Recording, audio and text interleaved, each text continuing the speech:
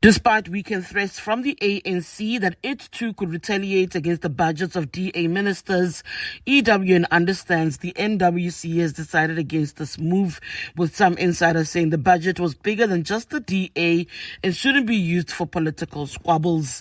NWC insiders have also told EWN work on the national dialogue will also continue as it's about the citizens and not political parties. Although there's shared frustrations in dealing with the DA, it's understood most NWC members believe there are no problems in the GNU minus just this one partner. The matter, however, couldn't be finalized as ANC officials were not fully prepared for deliberations on the GNU, with a report on attempts to reset the coalitions yet to be tabled.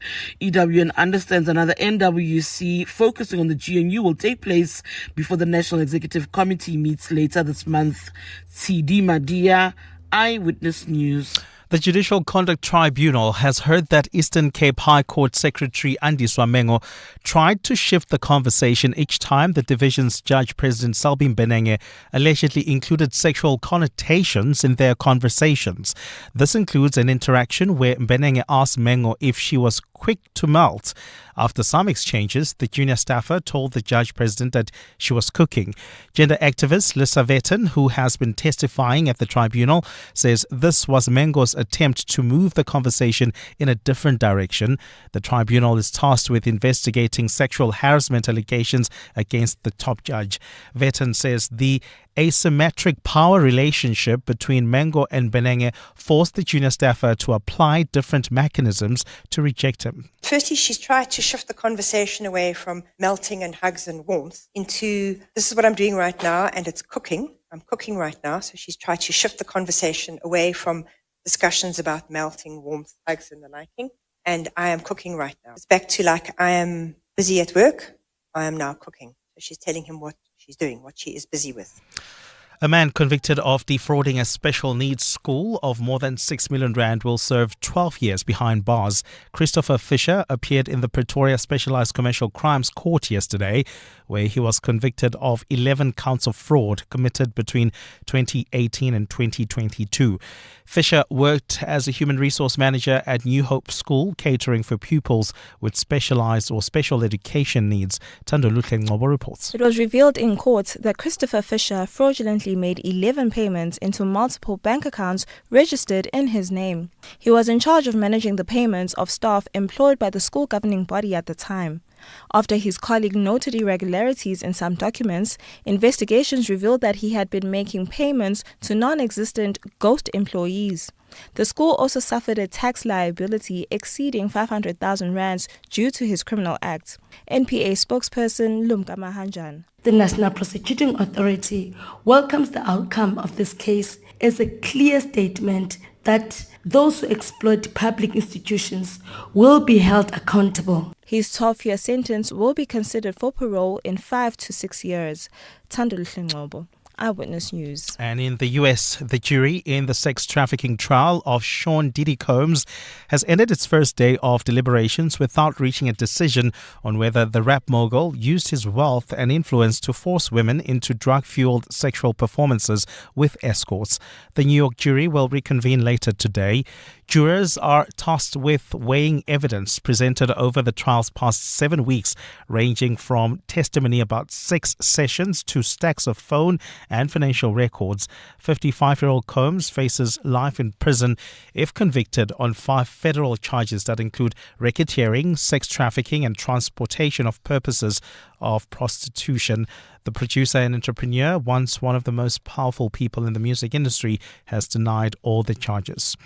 Gold is trading at $3,294.98 an ounce. The rand is at 17.70 to the dollar, 24.33 to the pound, 20.87 to the euro. Brent crude oil is at $66.44 a barrel.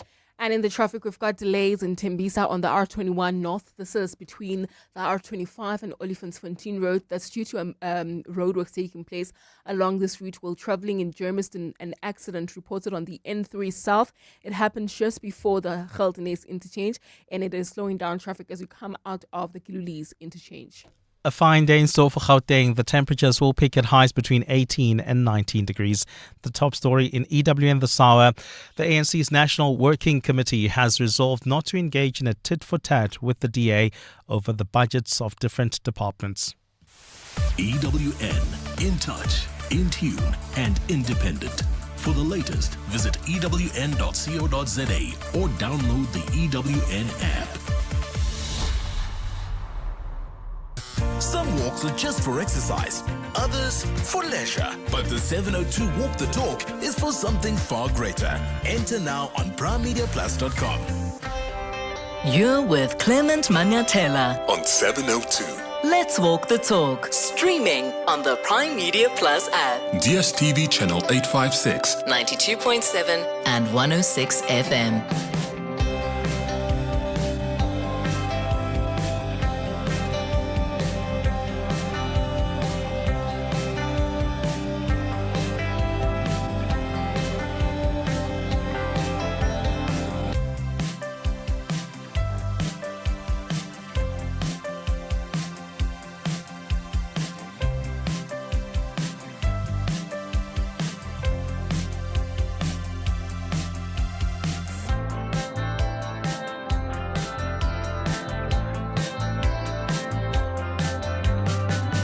Dumelang, it's 7 minutes after 9 o'clock. Welcome to the show. It's Tuesday, the first day of July, and we're glad that you have chosen us on this Tuesday. Thank you for being with us here on 702. I trust you're good this morning. How are your New Year's resolutions going? And no, I'm not choosing violence. I actually care about you. That's why I'm asking this question. It's the 1st of July. Half of the year has gone. The remaining half begins today. What have you managed to achieve in the first half of the year that you were intentional about at the beginning of the year? And what do you still want to achieve in this last part of the year? Have you thrown your goals out the window? Are you still at it? I wanted to take down my sugar intake because I drink a lot of juice.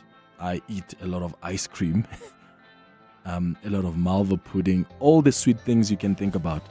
I have a very, very sweet tooth.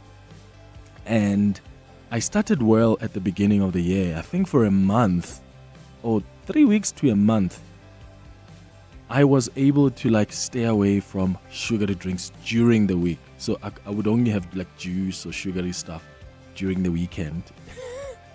Even though sometimes when the weekend comes, like this past weekend, I haven't had sugar the whole of last week. I haven't had anything with sugar the whole of last week. And then Saturday, Sunday comes and I swear I had so much sugary stuff that probably accounted for the entire week. So that's counterproductive. My system just missed sugar so much that I was having everything you can think about over the weekend. So that's counterproductive. That's not how you should do it. But to be fair, to my defense, normally I would have much sugar during the week and more even during the weekend. So that for me is still a cut. I'm back at it. Haven't touched yesterday, today, no sugar. So I'm sticking to it every single week. But weekends, I'll have leeway to have some of it. So that was my New Year's resolution. What was yours? I wanted to drop down on my sugar intake. I struggled a little bit, like any other person would, and I came back to it. I struggled again, and now I'm back to it. So I haven't given up. I also haven't given up on gym as well, because one of my New Year's resolutions is to work on that six-pack, Yeah, but it's been hectic. It's really been hectic. I'm not giving up. I'm still heading to the gym at least 4 times a week to work on that. Yeah? Body goals, summer body goals. But there are other resolutions, I had, which I've managed to succeed in, stuff around my schoolwork, stuff I wanted to do at my house and stuff. Where are you finding yourself? How was the first part of the year in as far as your resolutions or plans are concerned? Will you be doing anything different in the next 6 months? So how are the New Year's resolutions going? We spoke about this at the beginning of the year, and I just thought maybe we should just do a check-in, right? as we have officially entered the half part of the year. You can call us on 011-883-0702. The WhatsApp line is 072-702-1702. That's how we kick off the 702 open line this hour. Did you watch the proceedings yesterday, by the way, at the Judicial Conduct Tribunal? Lisa Vetten is a gender expert. She testified, and she basically said the Eastern Cape Judge President Selby Mbenenge did not take no for an answer when his secretary, Andiswa Mengo, who has accused him of sexual harassment, rejected his requests for intimacy. Remember, Mengo is accusing the judge, president, of making unwanted sexual advances towards her at work and in WhatsApp conversations. So Vetten testified that Mengo used different strategies to reject Mbenenge's advances and suggested that playing along was probably also a strategy, right? Yes, she used deflection, changed the subject, used silence, used active resistance to say no, and the judge president didn't get it. He still persisted.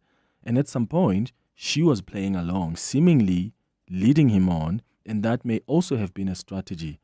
But she was reluctant. She was really reluctant, even to the conversations, unenthusiastic. So what do you think? I'm interested in how you read and reflected on Lisa Vetten's testimony, especially in as far as playing along as a strategy is concerned. Can that be a strategy? Or should it be accepted as a strategy? Let me know your thoughts. 011-883-0702. I'll play some of the clips for you as well of what Lisa Vetten had to say at the tribunal yesterday. Between 10 and 11 o'clock, though, we're going to be in conversation with Bantu Holomisa, who's the Deputy Minister of Defense and Military Veterans. So he has authored a report, right? There's a report, a 12-page report, where he paints a candid picture of the state of the SANDF about his first year serving as minister, as the Deputy Minister of Defense.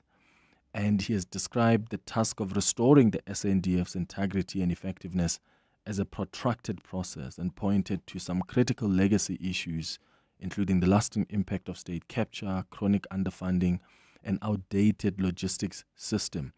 All we always have to care about is whether you and I are safe as citizens in an event, God forbid, that the soldiers need to rise up to the occasion. Are they ready to do that? Do we have equipment that's able to carry out those responsibilities? He's going to be talking to us at 10 o'clock.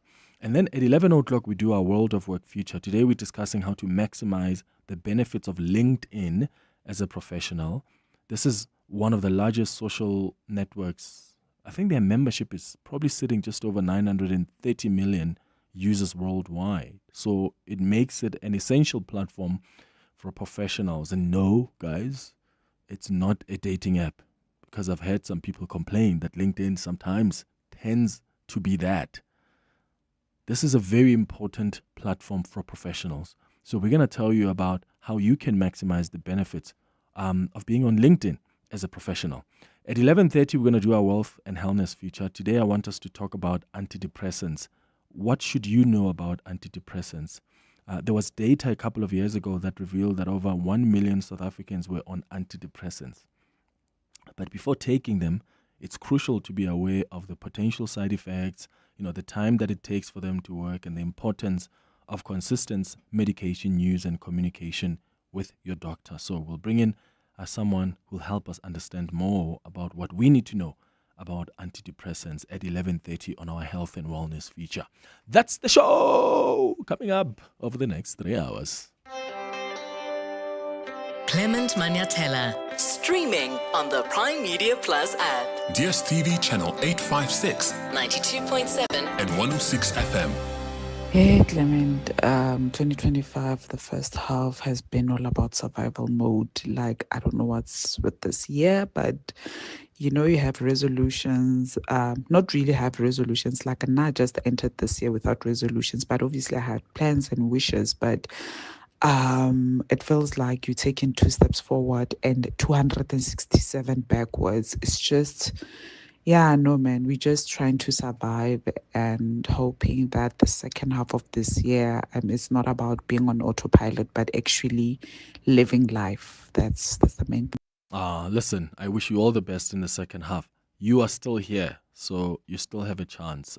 Please soldier on, and I hope you're going to have a different report at the end of the year. Clemza, how's it, bruh? I'm so proud of myself. Like this year so far, I've achieved my targets, my annual target. In half the year, last month, I actually accomplished a milestone in terms of my target, and I'm looking forward to remuneration for that. I've also lost about 7 kilos since the beginning of the year so far. So I just need to go another 3, then I'm done for the year. But otherwise, this year has proven to be so far so good. That's one thing I'm grateful for. Shabra. Yeah, Clement, I made a resolution to stop smoking, and I'm doing very much well. I haven't touched a cigarette since the 22nd of December. I'm still having cravings, but I haven't touched a cigarette ever since. That's amazing. Bernard Lewaho from Mamelodi West. Congratulations, my brother. Congratulations. Keep going. Keep going. Chief, you calling us from Senton. Good morning. Yeah, it comes. Good, brother. How are you? Not too bad, thank you. Mine is very quick. I wanted to do the down run, comrades, this year, and indeed, that was well achieved. And thanks partly to your motivation as well. That's amazing, Chief. Well done, man. Was it your first down run? No, the first one I had injury, so I missed the cut at the last cut-off point in Pines House. But now I said, no, I have to come back, and I did it this year. Well done, Chief. Well done. I was there on the road cheering you guys on. Yeah, I wasn't running this year. I was supporting. Yeah. So all the best. Are you coming back next year? Yeah, certainly. Okay. And also I'm looking forward to the 100th one, which is going to be in 2027. Yeah. 2027. And then lastly, my second half, I'm just looking forward to to do well in entrepreneurship. I've taken a new leaf. Yeah, so I'm looking forward to that. All the best, Chief. All the best, All the best. Thanks for inspiration as well, Lucas. Thank you, man. Chief in Senton, well done. See you on the road at Comrades next year, and all the best with your entrepreneurial journey as you step in the second part of the year. Someone on the WhatsApp line says, "Hi, Clement, I altered my New Year's resolutions, and now they've all been achieved." Listen, it's okay to make alterations, right? I think it's okay to make alterations. Sometimes you realize that, I wanted to give up sugar, wire, but I realized I can't, so I can do it Monday to Friday. Okay. That's how you start. We have to start small. A journey of 1,000 miles. Hey? It's 19 minutes now after 9 o'clock. Your voice. Your station.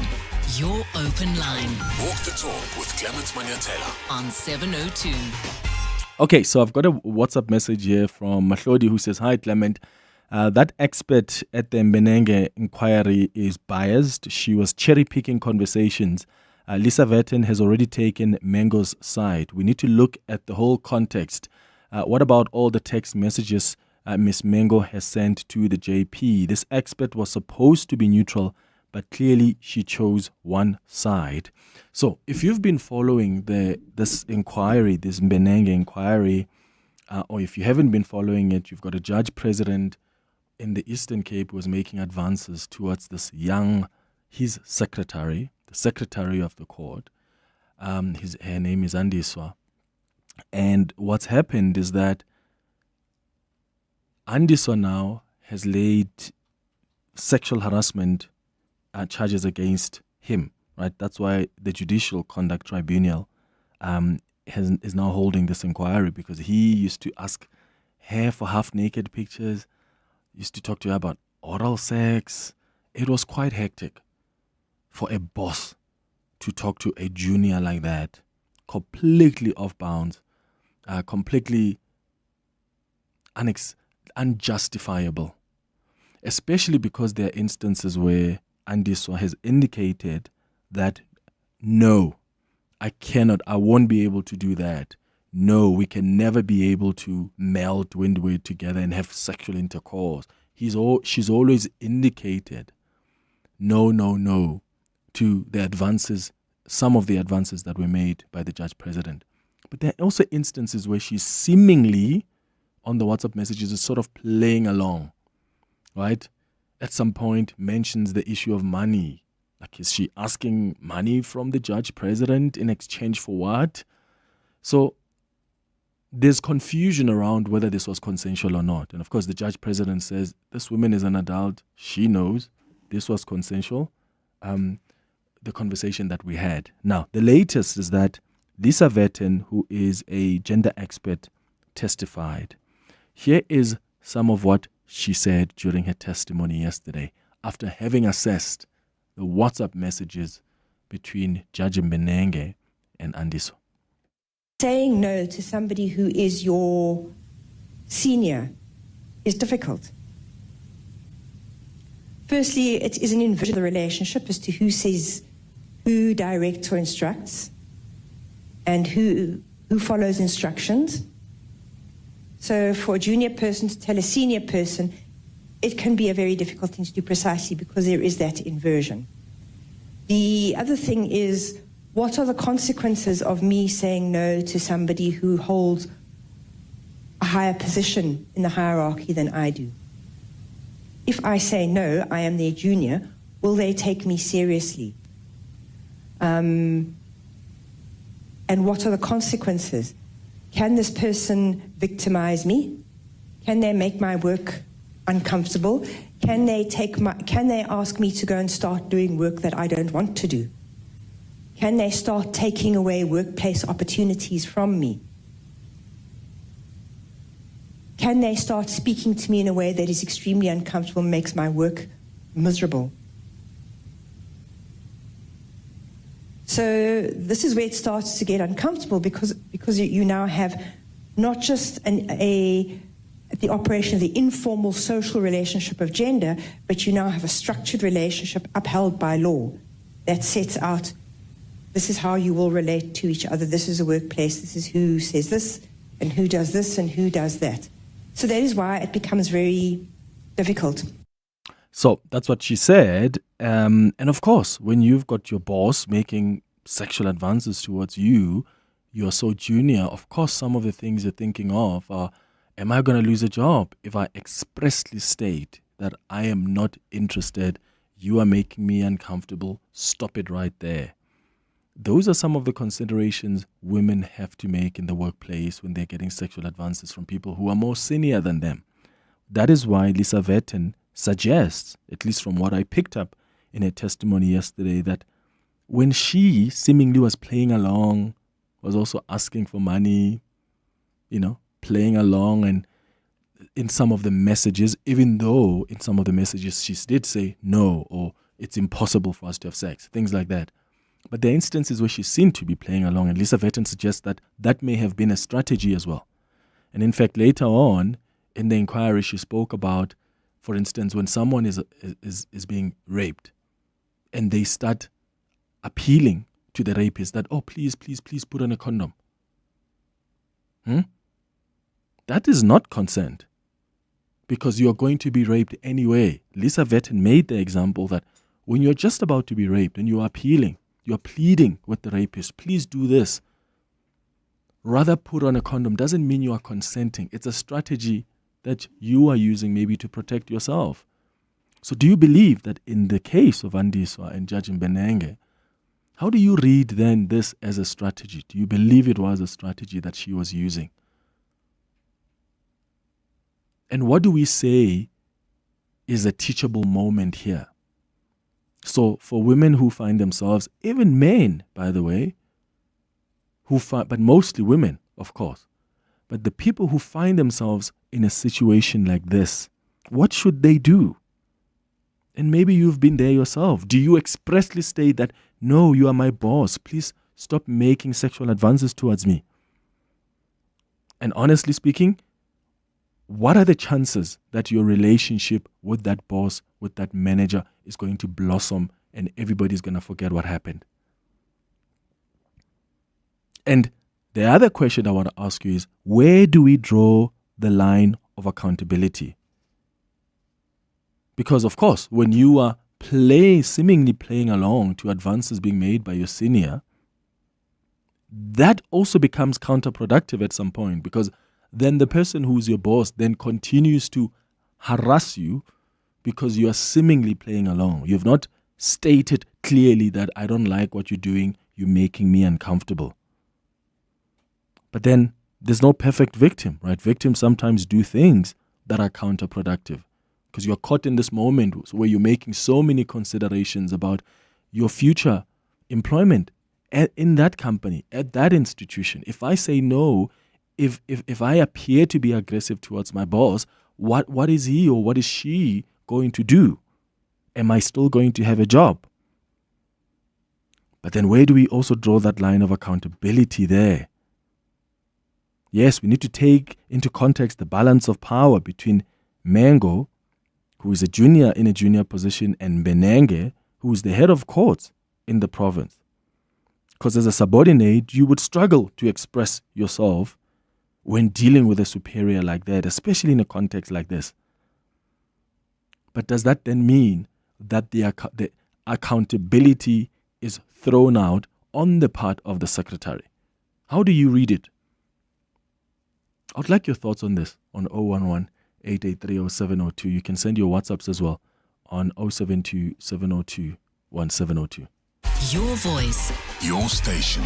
Your open line. Walk the talk with Clement Manyathela on 702. Yeah, morning, Clement and the listeners. It's Michael here in Centurion.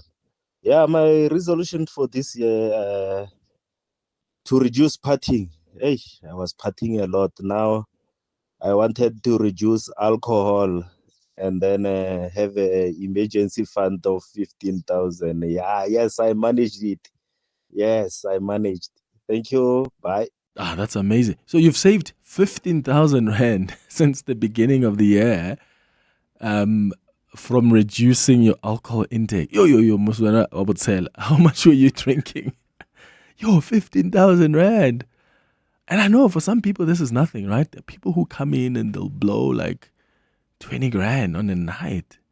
In a night? On alcohol? No, I wouldn't. Well, I don't have 20 grand to blow in a night on alcohol. Well done, brother man. Well done. Now let's save 25 grand now in the second part of the year. Huh? How about that? Good morning, Mr. Clement and the listeners.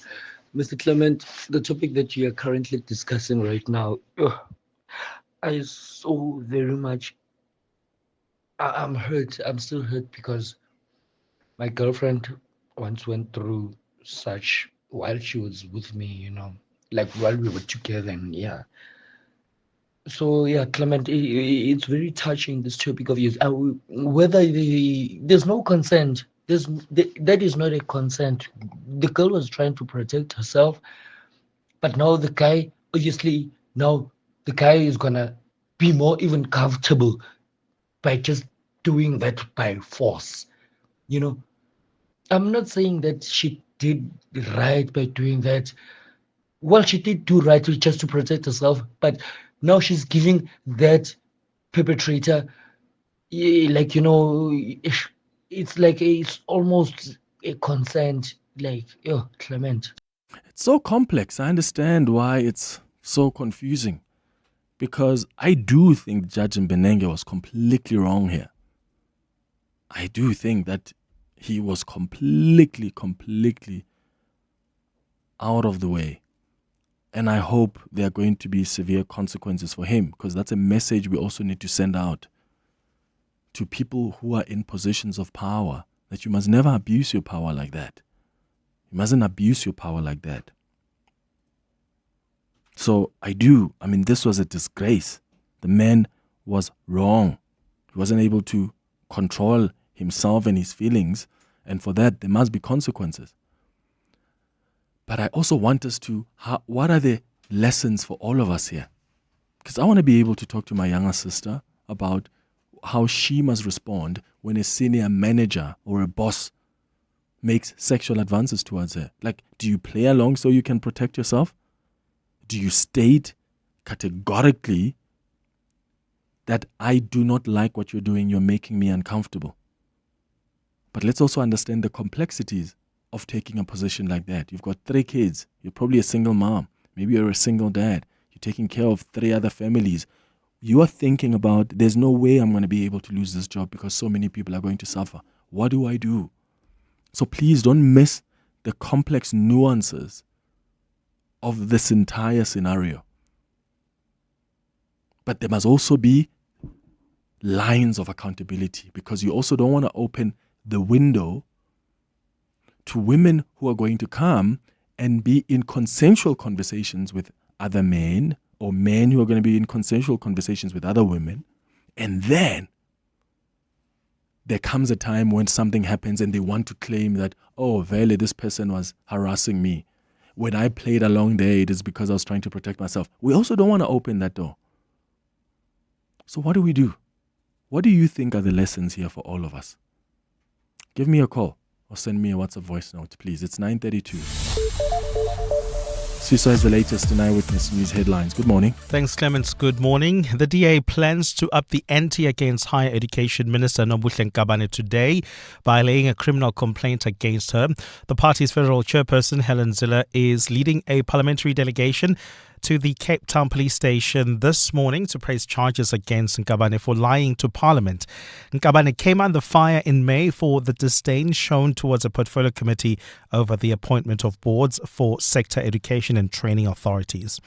The attorney of a man convicted for the murder of former ANC Youth League Secretary General Sindiso Magaqa says his client has already spent almost a decade behind bars, and this should be taken into consideration in his sentencing. Sibusiso Ngengwa confessed earlier this month that he participated in Magaqa's murder in 2017. And Elon Musk has stepped up his attacks on Donald Trump's sweeping tax and spending bill following weeks of relative silence between the two men over Trump's beautiful budget. The billionaire has vowed to unseat politicians who support it. In a post on X, he says those who campaigned on cutting spending but then backtracked the bill should hang their heads in shame, and they will lose their primary next year. And those are the headlines. This EWN and more at 10 or as it happens. EWN Traffic. The CWN Traffic is brought to you by cars.co.za. Let's find what moves you. Amo, how are we looking on the roads? Well, in Tembisa, Clement, we've got roadworks taking place on the R21 North. They are right near Olifantsfontein Road, and they are causing delays. Please be on the lookout there and drive with care. If you are traveling in Bedfordview, we've got delays on the N3 North due to more roadworks taking place along this route right near the Kilulis interchange. Delays from the Van Buren Road exit. There's also queuing traffic along the N12 West and the R24 West between Edenville Road and the Kilulis interchange. If you're traveling out of Boysons, you expect delays on the Mike 1 North approaching the Crown interchange, and traveling in Roodepoort. An accident reported along Main Reef Road. It happened near Durban Deep Road. It's causing delays coming out of Niktumi Boulevard, and roadworks are taking place in Rheinberg along the N1 North right near Malibongo Drive. Delays from Beyers-Naudé Drive. More updates coming up at the top of the hour. Do you want to buy a Honda? Cars.coza. Toyota or Mahindra? Cars.coza. Do you want to sell a Cherry? Cars.coza. Suzuki or Mercedes? Cars.coza. Polo, Kia, Mitsubishi, Havel, Hyundai, Lamborghini. Buy and sell, it's very easy. All you got to do is type Cars.coza. Cars.coza. Cars.coza. Let's find what moves you. Cars.coza. Cars.coza. 702 Afternoons with Relebogile Mabota, 1 to 3 p.m. Are some of these ways of monitoring online activity by following or checking their phone records and messages, are these proven from what you can see to actually work, or do they just teach children to be better at hiding? I must say it's sort of a very fine line in between, because there's a point where monitoring does shift into spying. So checking browser history without a discussion between your child, or planting tracking apps, for example, that does break that field of trust. Zianda Kumalo, the spokesperson for the South African College of Applied Psychology. 702 Afternoons with Relebogile Mabota. Let's walk the talk. Did you know Business Outsurance are experts in business insurance for plumbing, electrical, and the general tradesmen services? That's why over 100,000 businesses across various industries trust Business Outsurance. Switch to Business Outsurance today and you could get a massive 20% discount on your business insurance premium. Get a quick and easy quote today. Call 08600 60,000 or visit outsurance.co.za. You always get something out. Licensed, insured, and FSP. Tis and season information online. Get ready, South Africa. The 129th Hollywood Bets Durban July gallops into Hollywood Bets Greyville Racecourse on Saturday, 5th July. It's more than a race. It's the heartbeat of Mzansi. This year's theme, Marvels of Mzansi, celebrates our rich culture, vibrant heritage, and breathtaking beauty. From thrilling horse racing to show-stopping fashion and powerful performances by Zolani Mahola, Lira, Mafigi Zolo, and more. Feel the pulse of a nation in celebration. Tickets are flying fast. Secure yours now at Ticket Pro. The Hollywood Bets Durban July, Africa's greatest horse racing and social event. The time to honor our past and step into a shared future as a team is here. Corporate hospitality and team entries for this year's 702 Walk the Talk are still open. Gather your colleagues together on Sunday, the 27th of July to walk through the historic Freedom Park Heritage Site, past the national landmarks and finish at the Union Buildings. To book hospitality, email hospitality@raceoffice.co.za. For corporate entries, visit primemediaplus.com. 702 Walk the Talk, hosted by Freedom Park Heritage Site in the city of Tshwane, where footsteps become footprints. Your voice, Your station. your open line Walk the talk with Clement Manyathela. on 702. 27 minutes before 10 o'clock. Let's continue with your calls on 011-883-0702. WhatsApp's on 072-702-1702. Eve, you are in Senton. Good morning. Good morning. Hi. I wanted to put in a little bit of my experience on the topic with a judge and a young lady. Yeah. I won't say it's very similar, but it is in a way. I was working in a place and my boss started doing exactly the same thing, making advances, making lewd comments, and it made me really uncomfortable. In the beginning, I could kind of put him off, but then it started getting more intense. His wife was working in another city. He would invite me to his home. He would fawn over me, and I didn't know what to do. At that stage in my life, I was still a bit young and a little naive, and I thought that, if I go to HR, something will be done to protect me. It didn't. I was victimized. They made my life miserable, a living hell. I couldn't do a thing right in their eyes. And eventually I got terminated for some made-up thing. And I lost my job and it ended my career. Oh my goodness. I'm sorry to hear that, Eve. So you ended up regretting then approaching HR? I regretted approaching HR, but I didn't regret not playing along because I don't think there would have been an easy end to it. I think when, maybe people found out or his wife found out, if I had played along, I would probably have lost my job anyway. So I didn't think that, whichever way I decided to go, it would probably have had the same outcome. Yeah. Well, Eve in Senton, thank you so much for your call and thank you for sharing your experience with us. I'm sorry that that's how things turned out. Sincletsi on Twitter says, come on, Clement. Mengo was proven during cross-examination to have lied about her interaction with the judge. She was actively and willingly flirting with the judge. That expert that testified was talking nonsense and was blatantly biased. Stay also on Twitter says, I was hearing hearing Lisa Verton for the first part of the proceedings where she spoke about balance of power between a junior and a senior, but I got lost when she drew up conclusions for one person when the other is also playing along. Also, language dynamics when flirting are at play, difficult really to analyze. And that's why I'm asking the question of what the lessons are for us. What do we teach people in the workplace to do when they are faced with a scenario like this?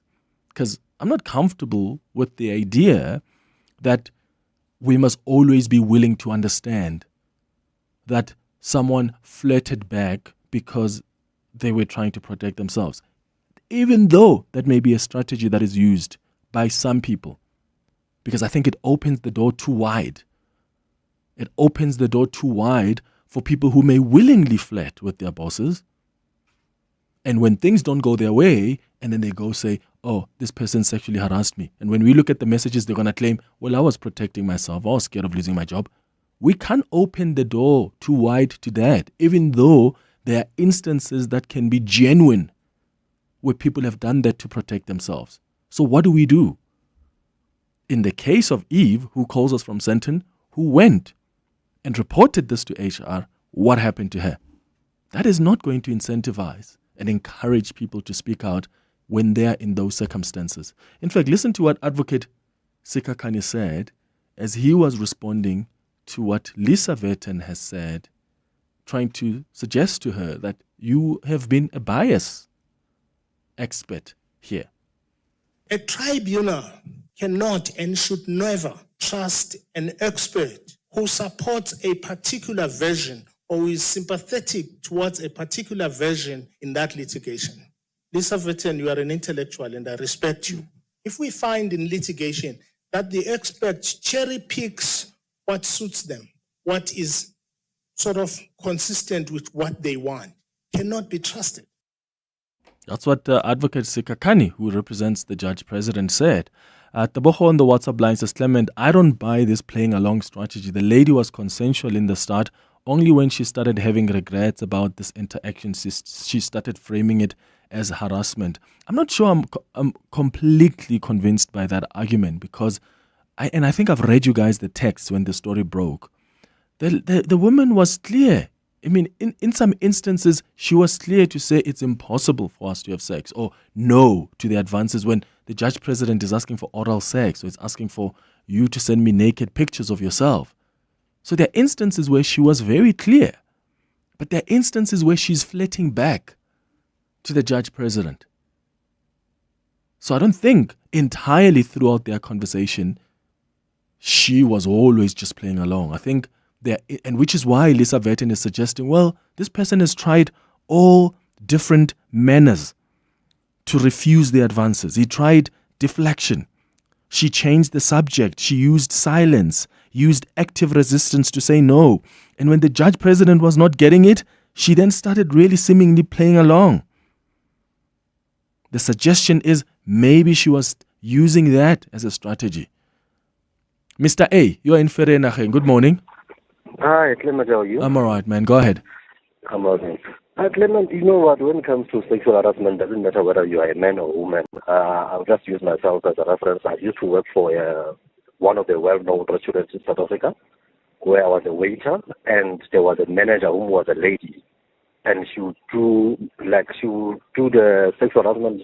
She would even send me pictures of herself. And whenever you try to explain that you do not want those kind of things, you get threatened with your job. And imagine you are a student, depending on the tips that you're getting each and every day to eat and do whatever. Your family is not working. You are just there on your own to try and advance your skills and studies, and you get to those kind of people. It's not easy, to be honest with you. And trying to say no to those kind of people, they will make your life hell. And you'll even get fired. So I'll just use that as I was also through those kind of things, and I ended up leaving the shop because I couldn't take it anymore. And the person who was doing those kind of things was as old as my mother. So, oh my goodness. So these people, they don't make it easy for you, and you do not have a weight. You need to listen to them and do as they ask you. If you refuse to do that, then you are fired. And they'll find ways for you to actually just a slight mistake, you'll be out. And they will never even compromise. They will make sure that you are out. Sure. So I do understand some people, they will say, no, you can go through that, you can report to HR. HR are friends with people that are doing this kind of things, and they know each other's secrets. So it's not easy for anyone to refuse or to just go and report the matter. True. Because at the end of the day, you'll end up without $1 million on your table. Yeah, Mr. A, thank you for sharing that, and I'm sorry about your experience as well. If you don't mind sharing, Did that kind of flirting towards you, did it end up anywhere? To be honest with you, I was still in university, and I decided to leave and join another company where I was a waiter as well. And when I go to the other side, it was the only time where I could voice out the other things. And some people, they will say, no, you are bitter because you left that side, so now you want to speak bad about them and anything at them. So, and as a guy, sometimes people will ask you, like, Brad, why don't you just agree and go along with it? Maybe you're going to get money from this person or anything like that. Yeah, no. I mean, sometimes it's just also your own morals that will be in consideration there. And some people won't mind doing it. And to be fair, there are people out there who won't mind flirting back, who won't mind responding well to the sexual advances to a point where there's a relationship or, the sexual interaction. So some people will do that. Sure, if it's consensual. But as a boss, there are serious questions that we're still going to ask you, especially when you are at the age of Judge Benenge and you're making advances towards a woman as young as Andiswa, who is in a much junior position than where you are as the judge president. Hey? Here are some of your WhatsApps.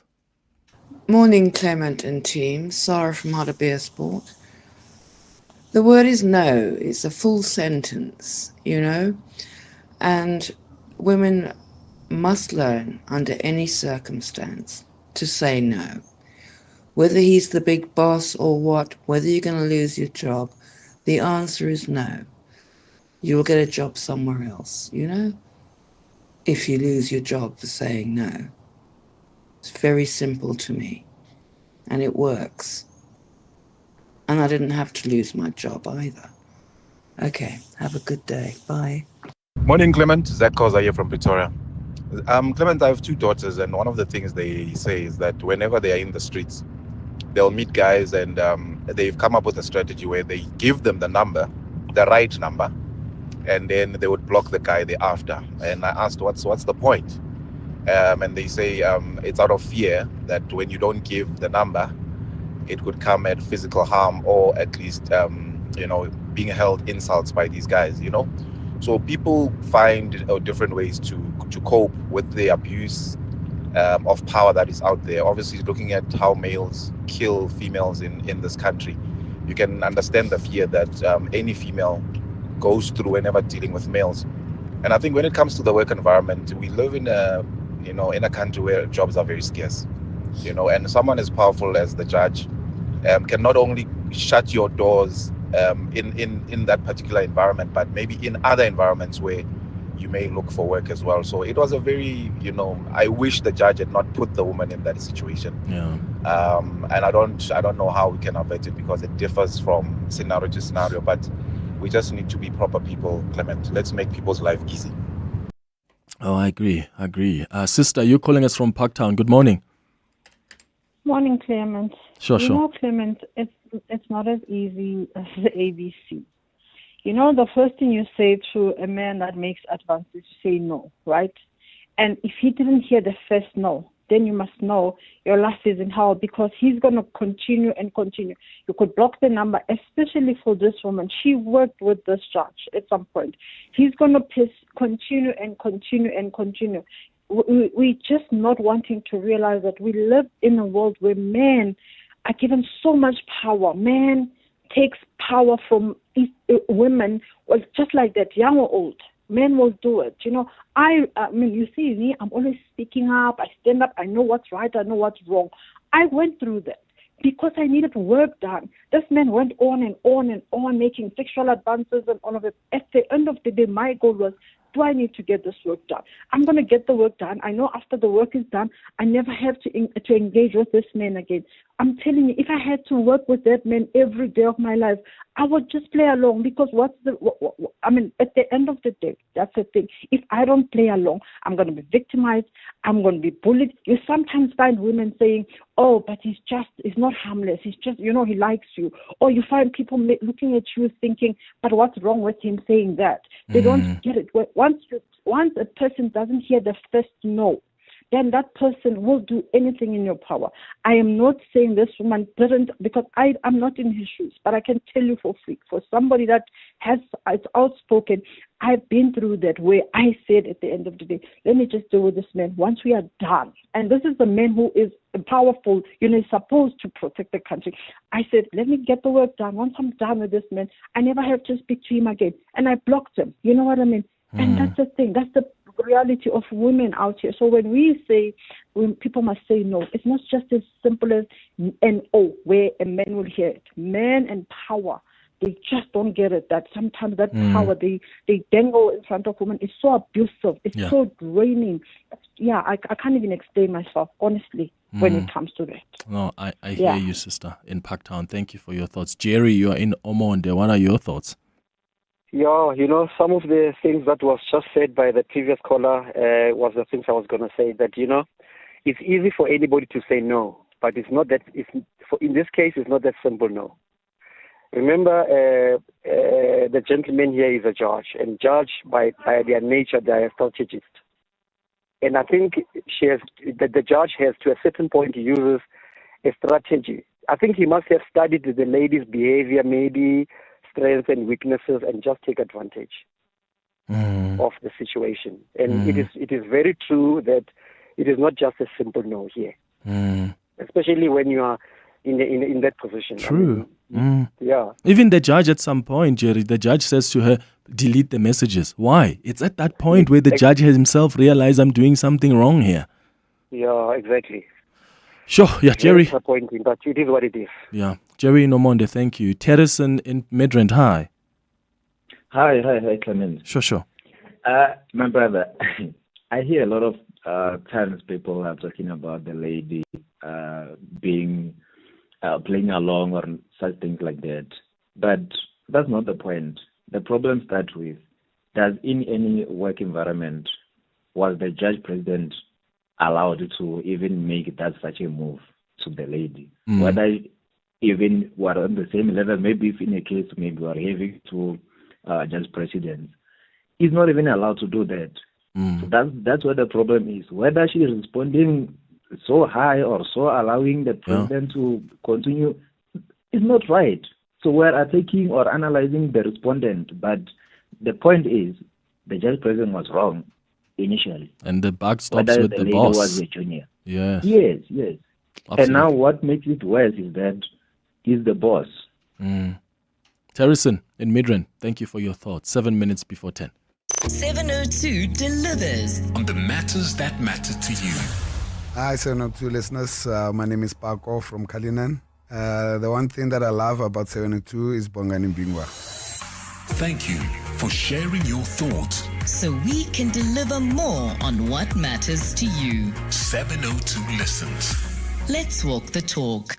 Winter is here, and so are the season's hottest deals. Whether you are powering through early mornings or cozying up on cold nights, Takealot is your one-stop winter shop for heaters, appliances, winter skincare, and everyday essentials.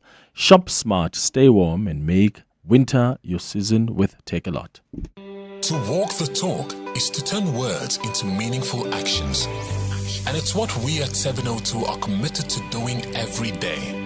We are also committed to following the rules set out by the Broadcasting Complaints Commission's Code of Conduct to give you balanced programming, fair comments, and accurate news. But if we stumble along the way and you feel we are not living up to the code, let us know on comment@702.co.za. And if after that you're still not happy, you can direct your complaint in writing to the Broadcasting Complaints Commission. Email bccsa@nabsa.co.za. For more, visit bccsa.co.za. Nedbank Business Ignite on 702 is looking for a small business owner that talks a big game and delivers even bigger results. So if you're a small business that consistently dares to innovate, expand and better your bottom line, you could walk away with 200,000 Rand cash and a 200,000 Rand advertising package. So enter on igniteyourbusiness.co.za. Then every day this week from 6 a.m., catch 702 Breakfast with Bongani Bingwa to find out if you're a finalist in the Nedbank Business Ignite on 702. T's and C's apply. Nedbank, an authorized FSP and registered credit provider. Your voice, Your station. your open line Walk the talk with Clement Manyathela. on 702. 5 minutes before 10 o'clock, let me play some of the WhatsApp voice notes that came through earlier on when we were talking about New Year's resolutions and where you are now as we've officially entered the second half of 2025. Morning, Clement. This is Joe here.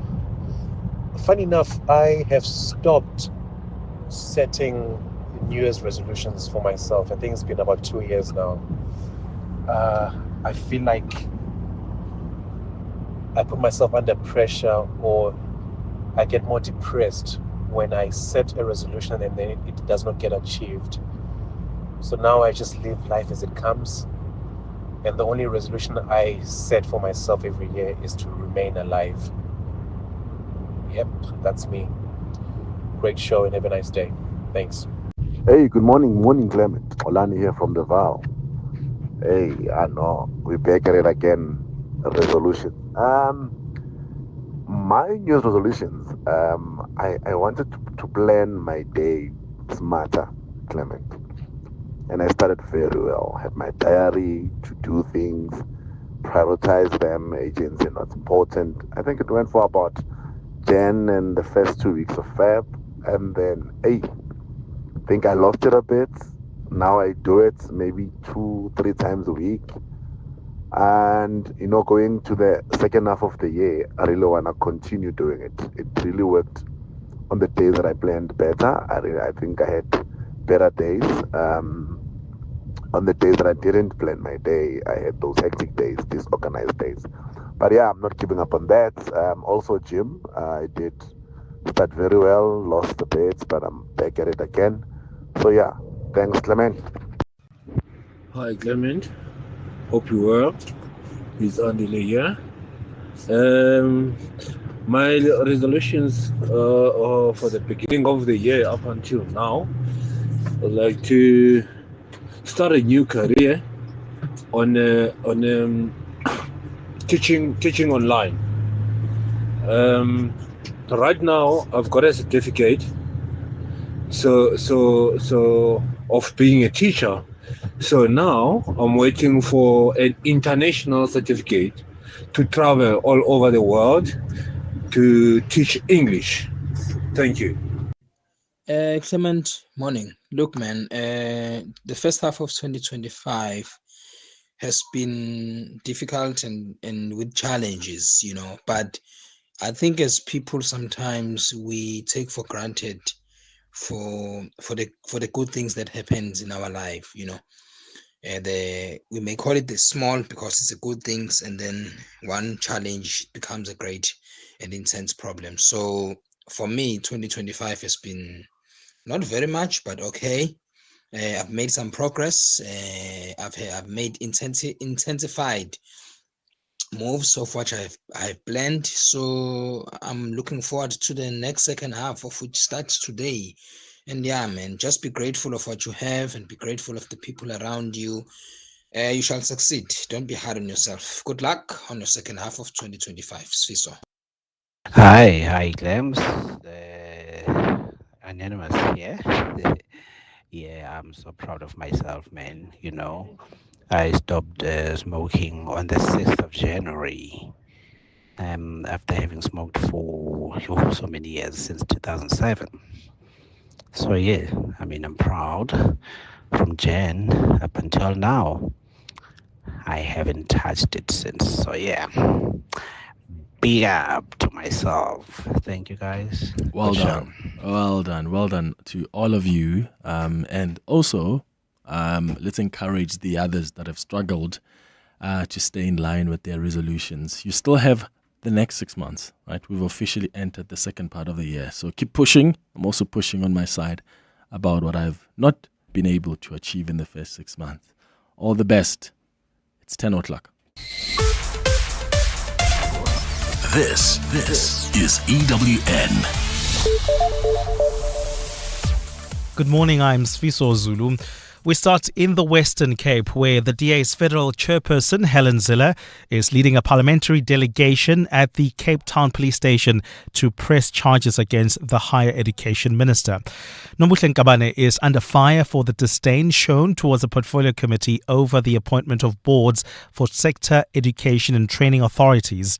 Yesterday, the South African Student Federation also called for her to step down, accusing Nkabane of incompetence and having brought the department into disrepute. Lindsay Dentlinga reports. The DA has already laid a complaint against Minister Nombuhle Nkabane with Parliament's Ethics Committee after she backtracked on information provided to the Higher Education Committee regarding an advisory panel for appointments to SETA boards. Last week, the chairperson of that committee, Tebogo Letsie, defended Nkabane at a parliamentary media briefing, saying it was too early to determine whether she lied. The chairperson of the Select Committee on Education, Maki Feni, meanwhile said complaints to Parliament's Ethics Committee were premature. The DA wants President Cyril Ramaphosa to fire her and says if he doesn't act against corruption within his party, then the DA will use all the means at its disposal to fight it. The party has accused Ramaphosa of hypocrisy and double standards for firing DA MP Andrew Whitfield for unsanctioned travel to Washington on party business, while asking Nkabane to present him with a report to explain the debacle over the SETA appointments. Lindsay Dentlinger, Eyewitness News, Parliament. 12 National Defence Force members are back at the Randburg Magistrates Court this morning on charges of murder and kidnapping. The group was arrested last month in connection with the killing of Hawks' investigator Frans Matipa almost 2 years ago. Matipa was shot in 2023 while driving on the N1 near Hammanskraal. At the time, he was investigating the alleged involvement of the SANDF Special Armed Forces in the abduction of 2 foreign nationals at the Mall of Africa a few months earlier. The 12 SANDF members are expected to apply for bail today. The attorneys of a man convicted for the murder of former ANC Youth League Secretary General Sindiso Makaka says his client has already spent almost a decade behind bars and this should be taken into consideration in his sentencing. Sibusiso Ngengwa confessed earlier this month that he participated in Makaka's murder in 2017. He also implicated a former mayor and manager from the Harry Gwala municipality and a journalist from the news publication of Isolezwe. Yesterday, the Pietermaritzburg High Court had its first day of sentencing for Ngengwa, and his attorney Andrew Maklamela says his client has already shown remorse by confessing to the crime. Even though the accused plea of guilt was little moment because he was caught red-handed, it counts for something that he did not unduly burden the state with the need to prove the charges and had furthermore expressed remorse and attempted to make some recompense. And billionaire Elon Musk has stepped up his attacks on Donald Trump's sweeping tax and spending bill. Following weeks of relative silence between the two men over Trump's beautiful bill, Musk has vowed to unseat politicians who supported. In a post on X, he says those who campaigned in cutting spending but then backed the bill should hang their heads in shame and they will lose their primary next year. He's argued the legislation will increase the U.S. national debt and wipe out the savings he claimed he achieved during his time in government. Trump responded, saying the billionaire may get more subsidy than any human being in history for his electric car business. Trump then posted on his Truth social media platform, saying without subsidies, Elon Musk would probably have to close up shop and head back home to South Africa. Gold is trading at $3,294.98 an ounce. The rand is at 17.70 to the dollar, 24.33 to the pound, 20.87 to the euro. Brent crude oil is at $66.44 a barrel. And in the traffic, we've got delays in Tembisa along the R21 North. This is between the R25 and Olifantsfontein Road. Is due to roadworks that are taking place along this route.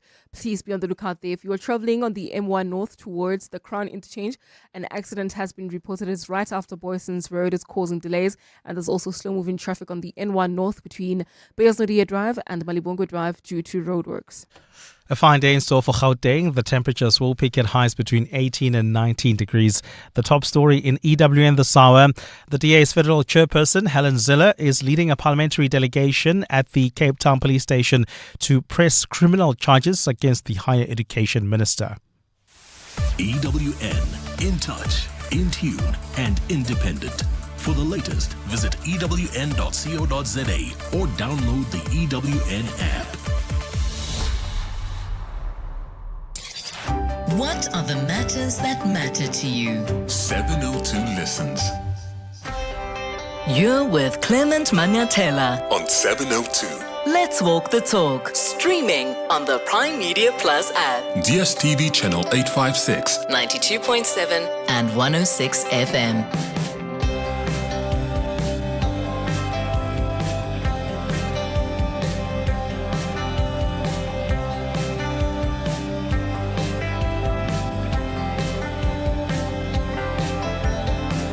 Six minutes after 10 o'clock, Dumelang, welcome to the second hour of the Clement Manyathela Show. Thank you for staying with us here on 702. Your calls, your WhatsApps, your tweets are always appreciated on the 702 open line. Thank you.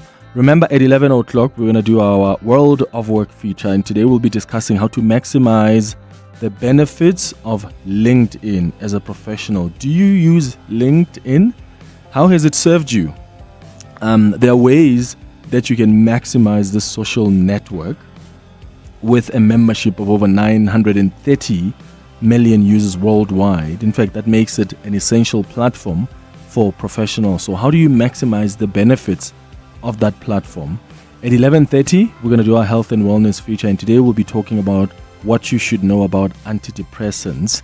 There are millions. In fact, I think back in 2016, data revealed that over 1 million South Africans were on antidepressants. But before you take them, it's important to be aware of the potential side effects, the time that it takes for them to work, but also the importance of consistent medication use, and also communications with your doctor. So we'll talk about all of that at 11:30 on our health and wellness feature. But right now, we start our conversation with the SANDF Deputy Minister.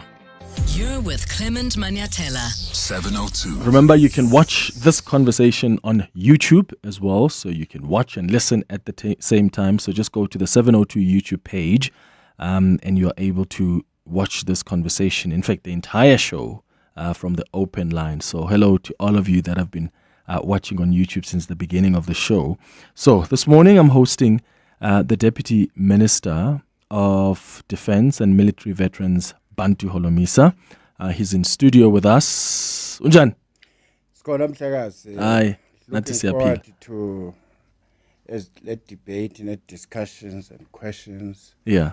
And also, I see you that you are the grey? No. My beard? Yeah. I've always had a big beard like this. No, and I can understand. I suspect that you are working for Minora company. A Minora? And when you decided to demand for more money, they refused, and you opted to say, "I will never use this Minora." I'll never. That's a possibility.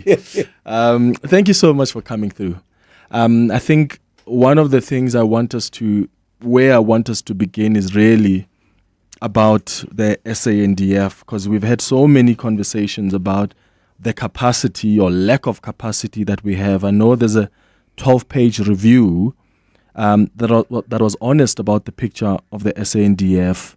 You have been there for, about a year now. What is your assessment of the SANDF? I've been in the SANDF even longer than that, when I was the Deputy Chairperson of the National Defence Service Commission.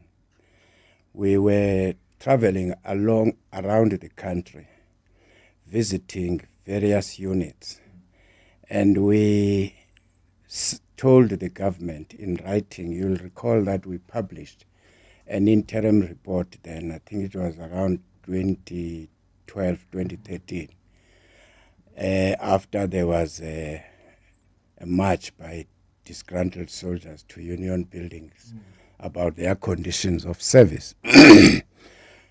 We submitted that report, and we made recommendations to the Minister of Defense, then Minister Lindwe Sisulu. But unfortunately, it looks like that report and many subsequent reports after that, because I served in that commission for 9 years after that, So it looks like most of the things were not implemented. There's various reasons. The main one has been the lack of resources or funds. But we are not going to moan and whinge. We have to hit the ground running and start addressing those problems. Hence, last year, October, Minister Motshekga and myself and the commanders of the defense and Secretary for Defense, we reviewed the problems and then we submitted the reports, including the breakdown of the budget as to how to address some of the issues. Right now, we have been given budget which is not adequate. I mean, from 51 to 57 billion. It's just a drop in the ocean because that money is going to be used to bring back the troops as well as the equipment from Congo. So what is happening now is that we have met a few weeks ago with a view to say this is the little budget we have been given. Where do we cut and where are our priorities? Okay. So we're busy with that exercise right now. Okay. And I want us to talk more about the issue of budgets later on. But in as far as our vulnerability is concerned, for instance, I mean, South Africans are just thinking, if we were to face an attack, for instance, are you confident that we have an SANDF that's able to defend this country? Firstly, you don't just have an attack without, we have to do a threat analysis. The threat analysis we have done, we are not expecting to be attacked by our neighbors. We have got good relationships with them. Secondly, in the event that we were to be attacked, obviously we would resist and also contact the countries which we are friends with and bilateral agreements if there is a need for any type of weapon. Remember that not all the countries in the developing world have got sophisticated weapons. Don't be confused by the AI pictures you see on social media. But so far, we don't have an imminent threat coming from outside. The threat which might come inside would be inside the country in a form of being asked to help police when there are disobedience, protests, and so on. But even then, we wouldn't just jump into that. We'd have to assess the situation. But so far, if you talk equipment, ammunition, everything, we are fine. But we are lacking in the field of Air Force. That has been published. Everybody knows about that. But that is the area we want to prioritize in this financial year. I would imagine we also don't want an SANDF that would relax and think, well, we're not vulnerable. It's not like other neighbors could attack us. We still want to be at a point where we've got the basic minimum to be able to defend. So basic defense capabilities. No, I'm not worried about that. At least defense is not working alone. There's the state intelligence agency, there's police, you have defense intelligence, you have international relationships, international agencies, which on a daily basis you assess the threats. So we're okay on that. What is missing with the Air Force? What's the issue? You will recall that in 1998, the government of South Africa took a decision that South Africa will invest more on social security as opposed to military security. And but even after that, Minister Modise and the government of South Africa then agreed or took a decision to replenish the Air Force and Navy, hence the scandal of arms deal. But when you look at that that consignment, you will find that there was no package for maintenance of those aircraft and the Navy. So you had to budget again in order to maintain them and order spares. So that was the error. But of course, you can understand because comrades in corruption at the time were busy looting the resources. So the Air Force, therefore, had to suffer because of lack of funds to procure spares. But we are addressing that now. I'm not worried much. A number of helicopters are beginning to take off from the ground. And how are they doing that? Have you found some money to maintain? Yes. Okay. That was the budget for 2023-24 financial year. So in instances where, because yes, a threat, based on threat analysis, we're not really facing any potential need for SANDF to fight some outside external forces. But instances where they get deployed for these peacekeeping missions, for instance, how does the issues with the capacity or with the resources or even the helicopters, how does it then affect our mission there? Because when you look at the DRC, it's almost like there was so much reliance on South Africa to have capability than other countries that were also involved in this mission. Well, if you look at the equipment we have used since we went to DRC, some of our equipment was hired by United Nations. Some of the tanks, you see them, they're painted white with UN logo. Some of those equipment are from South Africa and trucks and so on. And but the deployment of SADC, which went to the eastern part of Congo after the UN withdrew their presence in that area, I think this is where we didn't...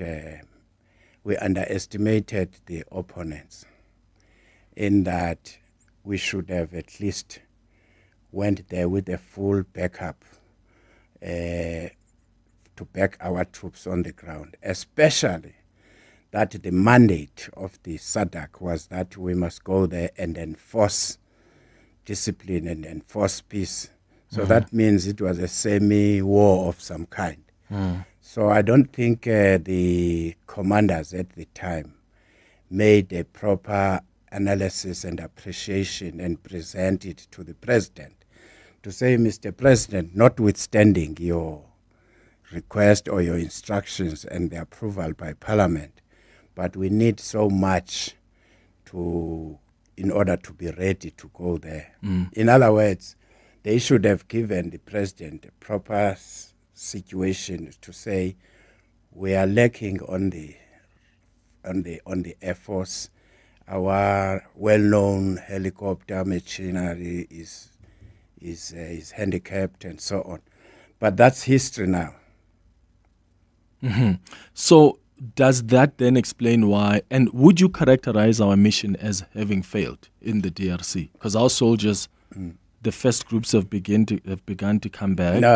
No, I differ completely with anyone who says that until you are told about the official statistics of casualties on the other side by UN. But if you look at the battle tactics which were used by the SANDF under such heavy pressure, they managed to survive and also to hold the whole setup. In fact, we don't know what would have been the outcome had the president not called President Kagame to say, Mr. President, please use your influence in your immediate surrounding to call for a ceasefire. Hence, there was that ceasefire after he called the president in that particular morning. And we should thank them for having thought of that idea, because if the full blown out war was allowed, obviously we have military jets in this country. We could have called them at short notice, but that would have meant now it is no longer a peacekeeping. It was not a peacekeeping if we were to send our jets to go and... do we have proper jets to send? Yes, okay. Don't worry. Okay, but at the end of the day, the part of the mission, we deployed our soldiers to the DRC to help restore peace. The reality is there's still no peace in the DRC. there has been a problem in DRC even before Mr. Mandela went to DRC. It's still there now. It's still there now. So has our mission succeeded? It has never been the mission of SANDF. It's a world mission. Has it succeeded? It is continuing, because right now we hear that the two leaders of Congo and Rwanda have signed a peace deal in USA, a peace deal which was brokered by one of the Arab countries, Qatar, yes. So it's a work in progress. But the truth of the matter is that at the end of the day, the Congolese will have to swallow their pride and converge under one roof and tell each other where do they want to take their country to. But we are proud the role played by South Africa. Right now, the soldiers of South Africa are still in DRC under the UN mission. Those soldiers are not going to be withdrawn. They are still there occupying certain areas. But on this particular one around Goma, Summit DRC. Summit DRC. Okay, so what lessons do you think the South African government, the SANDF in particular, should be taking from this deployment? Firstly, I think our troops have gained a lot of experience. For them to live in such rainy, sometimes hot conditions, and also at the same time be able to defend themselves and repel those soldiers many at times. So if you talk about assessing anyone who has been deployed, I'm sure we would come up with an answer to say our troops gained experience. So that's a plus. The other thing which we can say we will learn from this operation is the planning cycle. Are our commanders well trained to execute any plan in future? That's a lesson, but we will only be in a position to know that once there is a board of inquiry inside the Defense Force which would say, what have we done wrong, what have we achieved, and so on, and where must we improve in future, including executing a mission or a directive from the commander-in-chief. If country X says or UN says we want so many troops to reinforce in peacekeeping in future, surely any mistakes which were done where you just approve and then you don't give those troops support, financial support in terms of equipment, we will say, no, Mr. President, please call the Minister of Finance. So let's sit here with him or her, and then they agree. In other countries, you have a crisis committee. Other countries, you have what you call a budget committee, a war committee, so that when there are emergencies of this nature, you immediately say you have to follow the following rules in order to achieve mission A. But if you are going to wait in the current situation, and then you submit a report and the officials in the Department of National Treasury will tell you this and this and this and that, we have to reassess the situation, including disasters which we have in the country. Yeah. Donald Trump, I was watching his interview, I think a day or two ago, and he said, everybody has tried everything in the DRC, they failed. We have come and we had a conversation with the two leaders, and now we have a deal. And I mean, you can, of course, scrutinize this deal and how effective it is without the M23 rebels signing it and being part of it. But the reality is we decided to be involved in a peacekeeping mission that involves the deployment of the soldiers. But are you going to get peace through the barrel of a gun, or is it going to take sitting down with the different stakeholders and trying to find a deal there? Normally, when there's a conflict, Madiba taught us one thing, that you need to sit around the table. And nobody can deny that exercise that it has delivered. Here at home, if you look at the conflict of South Africa between black and white, militarily speaking, there was no winner. But the day the ANC and National Party agreed that let us sit around the table, we began to narrow the gaps. Whether we've finally narrowed them is up to us, but the truth of the matter is that the power was given to the black South Africans in 1994. How they use that power is another debate for another day. So I suppose the question I'm asking is, what happened to our ability to do that? Especially as South Africa, given the experience that we have. You speak about the lessons from Mandela. What happened to our ability to be that big brother who's able to sit with the Rwandan president and the DRC president and bring in the other stakeholders and say, let's have a conversation? Well, they have tried. The previous government have tried. I think even Cyril Ramaphosa has been trying. But where you are going to have a problem is when you negotiate with people without considering the external factors in that conflict. Now they are rearing their ugly head now. We're beginning to see them. The question is, sign a deal at what cost? The details of that deal are still yet to come. As you said, M23 is not part of that. It's not only M23. There are many units which are fighting. The FDLR is there.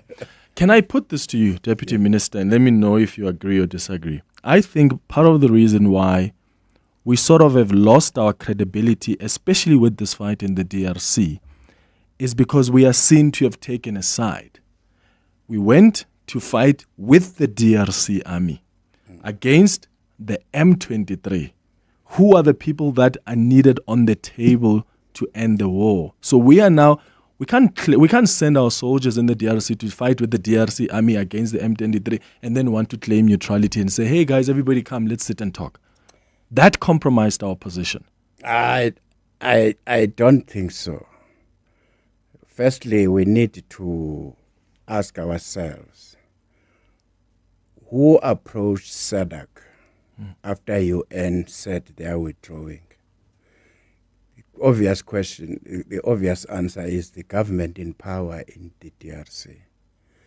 And therefore, the DRC approached SADC. And SADC took a decision without consulting M23 to say, go and defend the people of the DRC. So therefore, if you manage to cross that fire or cross that area, then you will be hit on the crossfire. That's why then you'll find that the lines were sort of blurred, because the mission was that we deploy troops as SADC to protect the people. But where we feel that they are not protected as threat, we must enforce that. Where the DRC failed was to proceed with the to seek for a political solution. But we are unable to pin SADC down completely, because the president of Angola was tasked by SADC to lead a peace process. You will recall that the Tshisekedi and Kagame were about to sign a deal in Angola, and then Kagame withdrew at the last minute. So there has been this two-pronged strategy approach: maintain peace, talk on the other side. Did we pay our soldiers who were in the DRC? I saw some reports suggesting that some of them haven't received all of their money.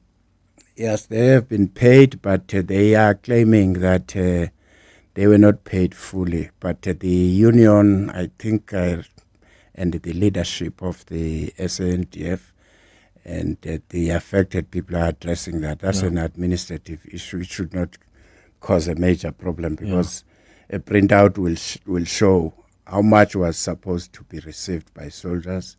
How much was given to them? Yeah. Where's the balance? Why did you withhold it? Yeah, and the families who lost the fallen soldiers, any compensation? Has that been Policy, sorted there out? is a policy there, and then also is under the HR of the department.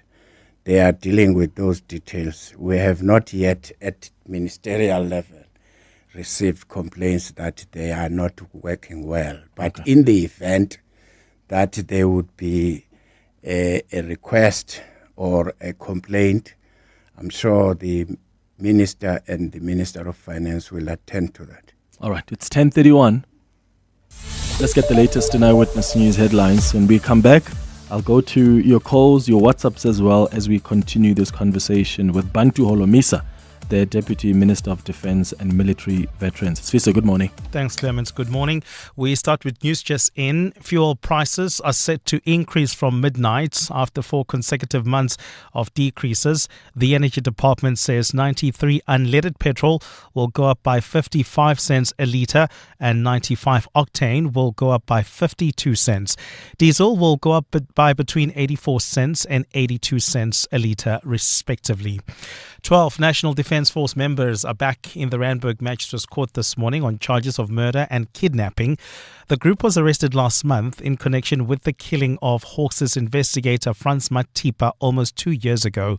Matipa was shot in 2023 while driving on the N1 near Amanskral. And the Judicial Conduct Tribunal has heard that Eastern Cape High Court Secretary Andiswa Mengo tried to shift conversations each time the division's Judge President Selby Mbenenge allegedly included sexual connotations in their engagements. This includes an interaction where Mbenenge asked Mengo if she was quick to melt. After some exchanges, the junior staffer told the Judge President that she was cooking. Those are the headlines. This EWN and more at 11 or as it happens. EWN Traffic. Well, traveling on the Mike 1 North, we still have got an accident reported right near the Crown interchange. It's causing delays. There's also queuing traffic along the M2 west towards Main Reef Road coming out of the Crown interchange.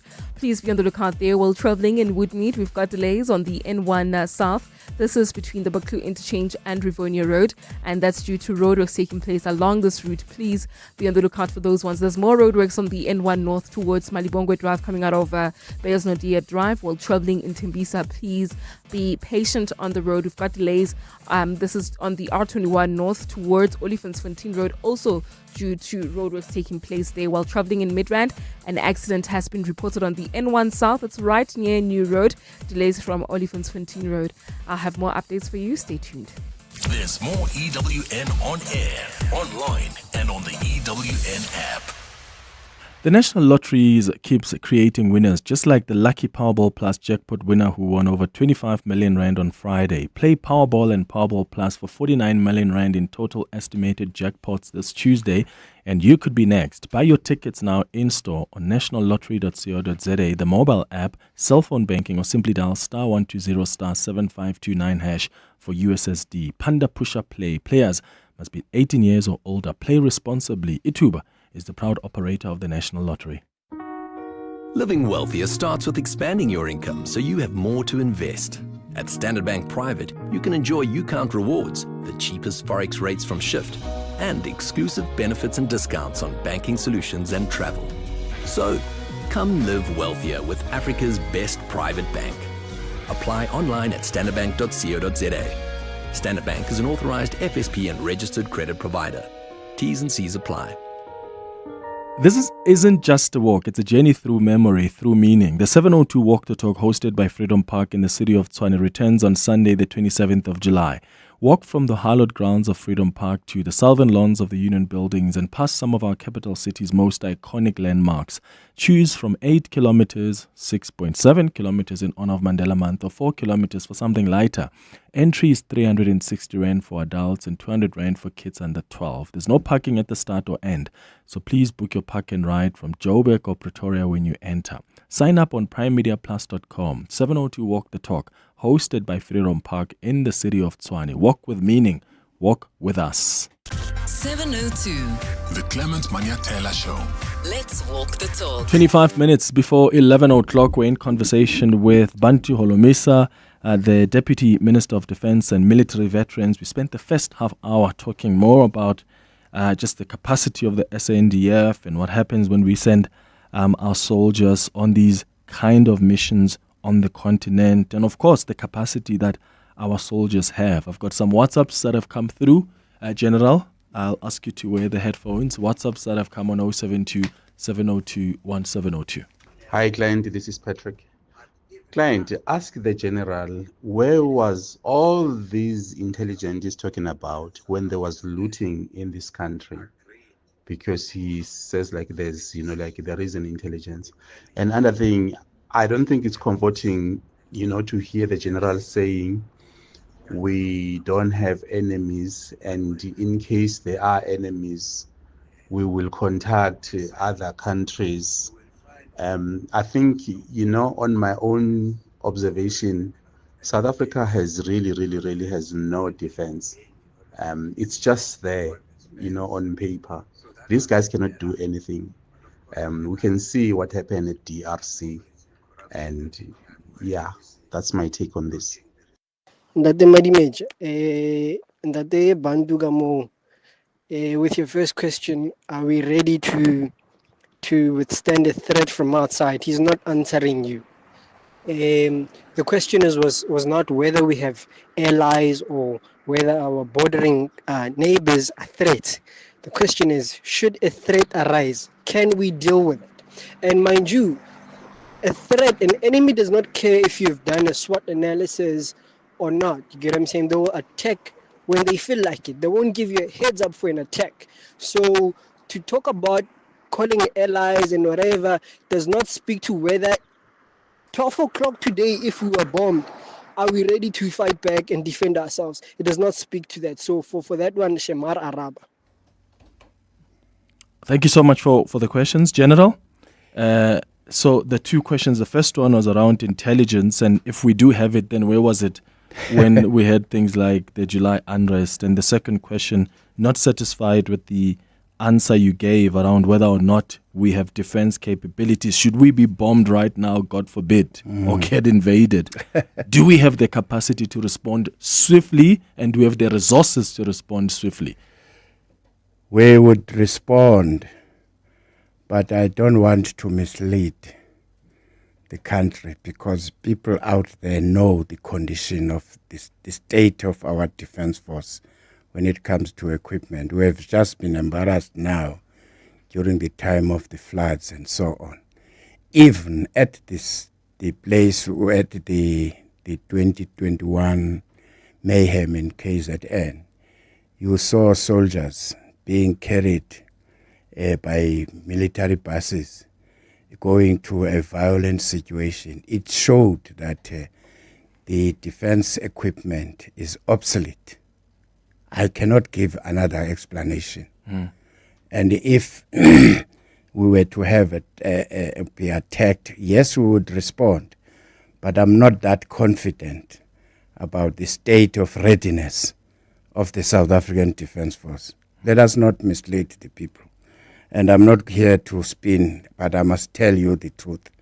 Then in terms of the intelligence, you will be surprised that when I was still in the Portfolio Committee for Defense in 2021, the intelligence about the imminent arrest in the 2021 was submitted to the authorities by the intelligence agencies, but they didn't act.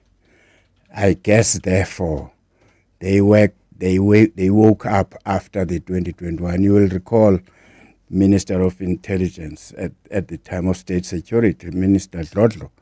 She said they had briefed the authorities but there was no clearance as to move on. So as far as the state of readiness for the SANDF, let Parliament do a thorough assessment. Every minister which I can think of, they have been complaining since time immemorial that the defense equipment or defense is declining. how many defense reviews have been produced? Yeah. And the National Treasury just ignored. They have even ignored the president in 2023 who said the budget of defense must move from 0.57% of the GDP to 0.15 to 1.5% of the GDP. What have they done? So therefore, the parliament must not only continue just shout about the need to give budget to the SANDF. Yeah.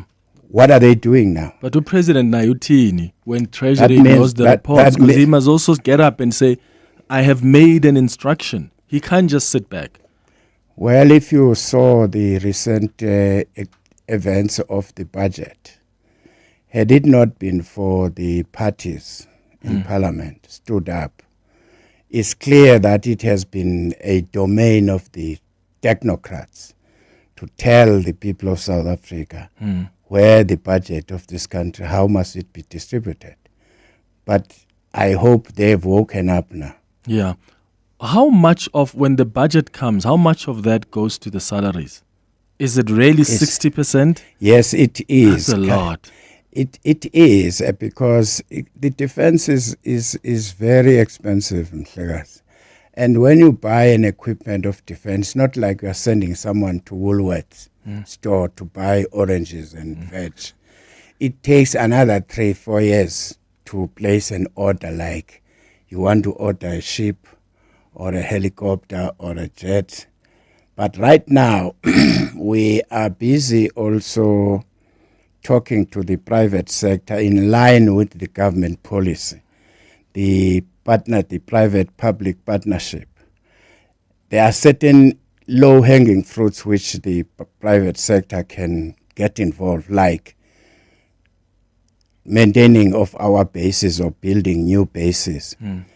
Then you would approach a property developer, for instance, to go and build that unit or hospital.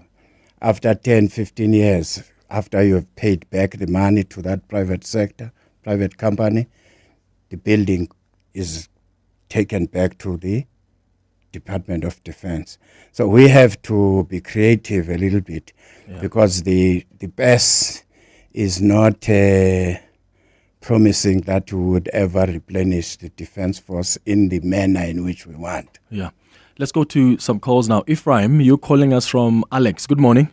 Yes, good morning, Clement. And good morning, the Deputy Minister. Morning, sir. Mine is fair, and I know your disciplinary, your military, your defense as a general from the Defense Force, from South African Defense Force, yes. Mine is so sad. We have experienced some of a critical and criticism from the community. There's some information I got it after the unrest. The information said we have 11 Roy Falk helicopters, 0 is working. We have 24 Augusta helicopter, 0 is working. We have Superline helicopter, 4 of them, 0 is working. We have 8 normal helicopters, 0 is working. We have 39 Oryx utility helicopter, 1 is working. We have 86 rotary wings aircraft division helicopter in various from in fleet, 1 is working. All these reasons of this Air Force helicopters, they said the parts are not reachable. Now, since we as South Africans, we are worried about our safety, meaning we will cry about parts until Jesus comes. I know as Deputy Minister, you are the general. You know, and they put you under the bus because they make you Deputy Minister so that you can have the more powers that you can do as you know how, as disciplined you are, as you can defend us as South Africans. We are worried, but we don't put pressure on you alone. But this question I'm raising, I know you can't answer it directly, but all the information I share I got it from TikTok. The other guy said, guys, look what we have exposed by the DRC incident. This is the reason why we have these things. So, Clement, I was saying our politicians have damaged this image. I remember that the Deputy Minister, when he was still on the opposition, on the Crisis Committee of Defense, he complained about we don't spend a lot of our money to the defense so that anything happens, we can't defend ourselves. Intelligence is no longer there. There's nothing, Clement. He knows, but he can't tell us. I understand why he can't tell us. We should understand that when you are defense, and remember, defense force is the higher defense of the country. I hear he was mentioning about police and other law enforcement. Those are the lower ranks that he can talk about. I know why he talk about. He's trying to make sure that as South Africans, we have faith in them. But he knows and we know that there's no such. We are at our own. Thank you very much. And Deputy Minister, I wish one day I can be the president. I will put you as a Minister of Defense directly to do better on this defense. Or maybe he must be president. Maybe he must be president and put you as Minister of Defense. How about that? Ifra, Alex, thanks for the call.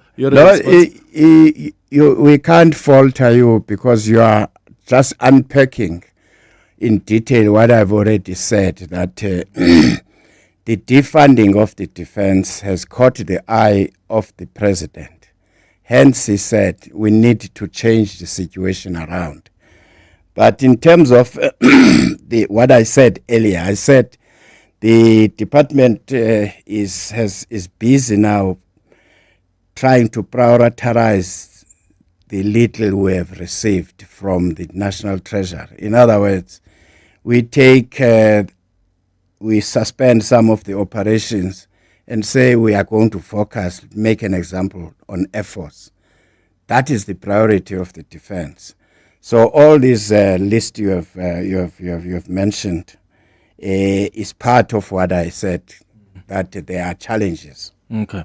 Janus, you're in Cape Town. Hi.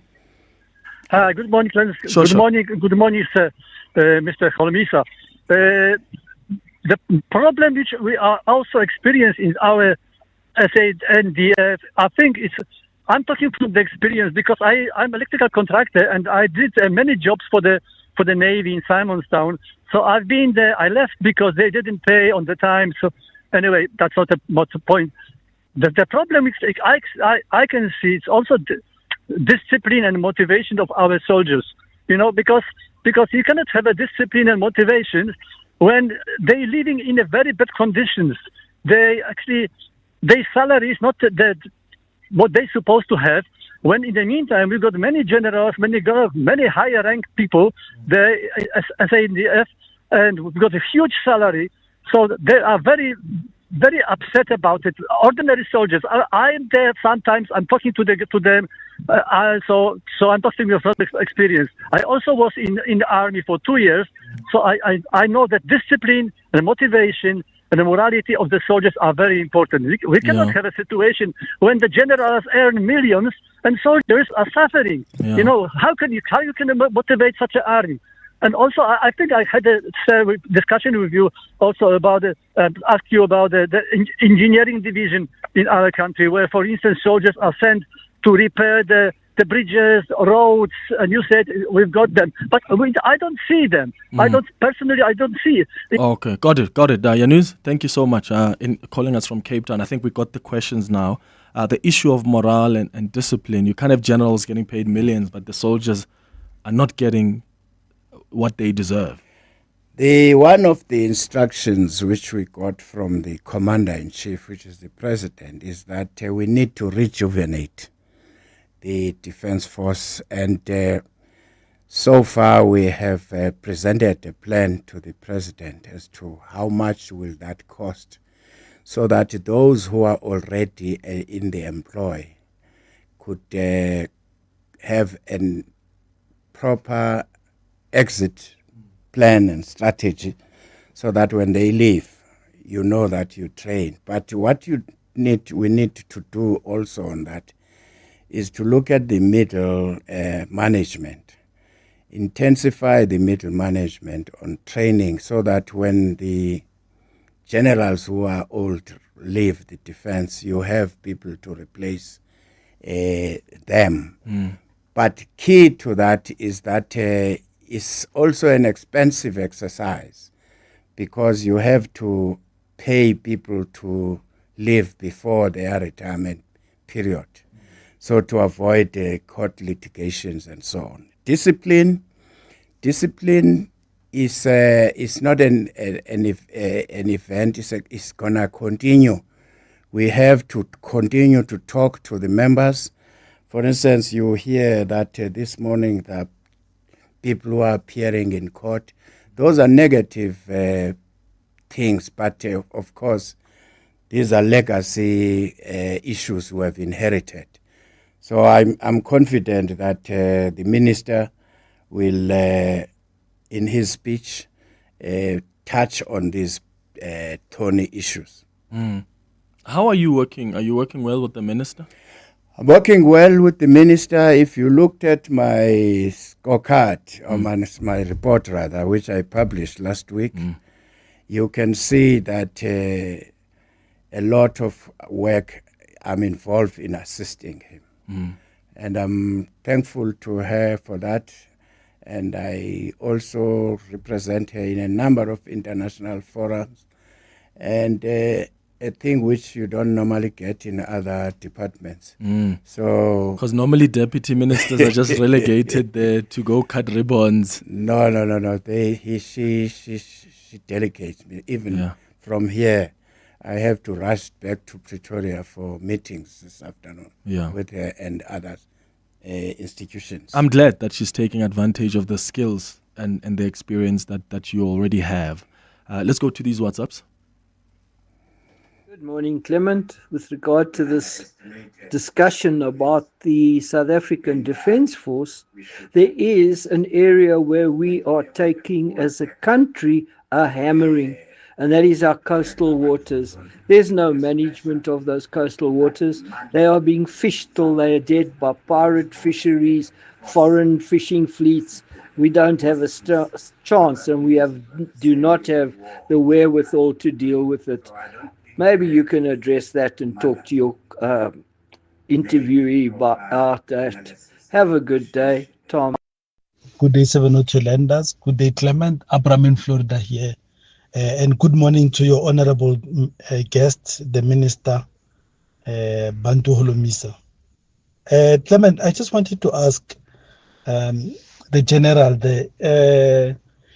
why is the intake of the SANDF kept at 25 for people with qualifications and at, I think, 18 or 20, somewhere there, for people with matric, right? And the unemployment rate is so high when at Clement, to a level where they could have at least upgraded it to 35 for the intake, as they are doing with the subs and Metro Police. Thank you, Clement. Thank you. General? Well, I will have to check on what you are saying. The truth of the matter is that we have to be to be careful when we select for soldiers, especially now that we want to have our own independent institutions within the Defence Force. You see, if you've got maths and accounting, it works well for the Defence Force because you can have your own internal auditors. Then if you talk about training people on AIs and you talk about training people on high-tech, artillery, Air Force, these are the young fellows we are targeting. But I'm surprised that you say the limit is only up to 25. I'll have to verify and check on that. And as far as the vessels are concerned to patrol the coast, they have also been affected, as you have read, by the lack of funding. But I saw recently we received a new vessel which is reinforcing the patrols along our coast. Yes, our coastal areas are vulnerable, but we can point fingers, but the fingers which we need to point at is at a decision which was taken in 1998, wherein we said we want to put more money on social security and as opposed to military security. But even that one, we ended up as a country being dubbed as consumers because the cake which we inherited is depleted. And even Begi Mandela era, they tried their... But now, if you look at the demands from the people on social levels, there's increase. And but in terms of security, it's high time that now we need to rearrange our priorities so that we can speak confidently on the questions which have been raised here. Yeah. Hi, Clement. Thanks for a lovely show. I just had to weigh in on this one because it's one that sits strongly on my heart. I'm an ex-SANDF member. I live in Qatar, so I'm listening all the way from Qatar. So what I wanted to further emphasize is that we continue to see our borders being breached by illegal immigrants, and the SANDF just stands by, even though it's their primary mandate to secure our borders. How come is it that they don't fetch these people who are killing our kids, who are destroying the future of our youth by selling drugs, who are selling counterfeit goods, who are even killing young children because they sell illicit non-quality goods? I mean, you can go anywhere in the world, you won't see this happening. Why is it that our SANDF is just standing by? Thank you for that. Just another question, General.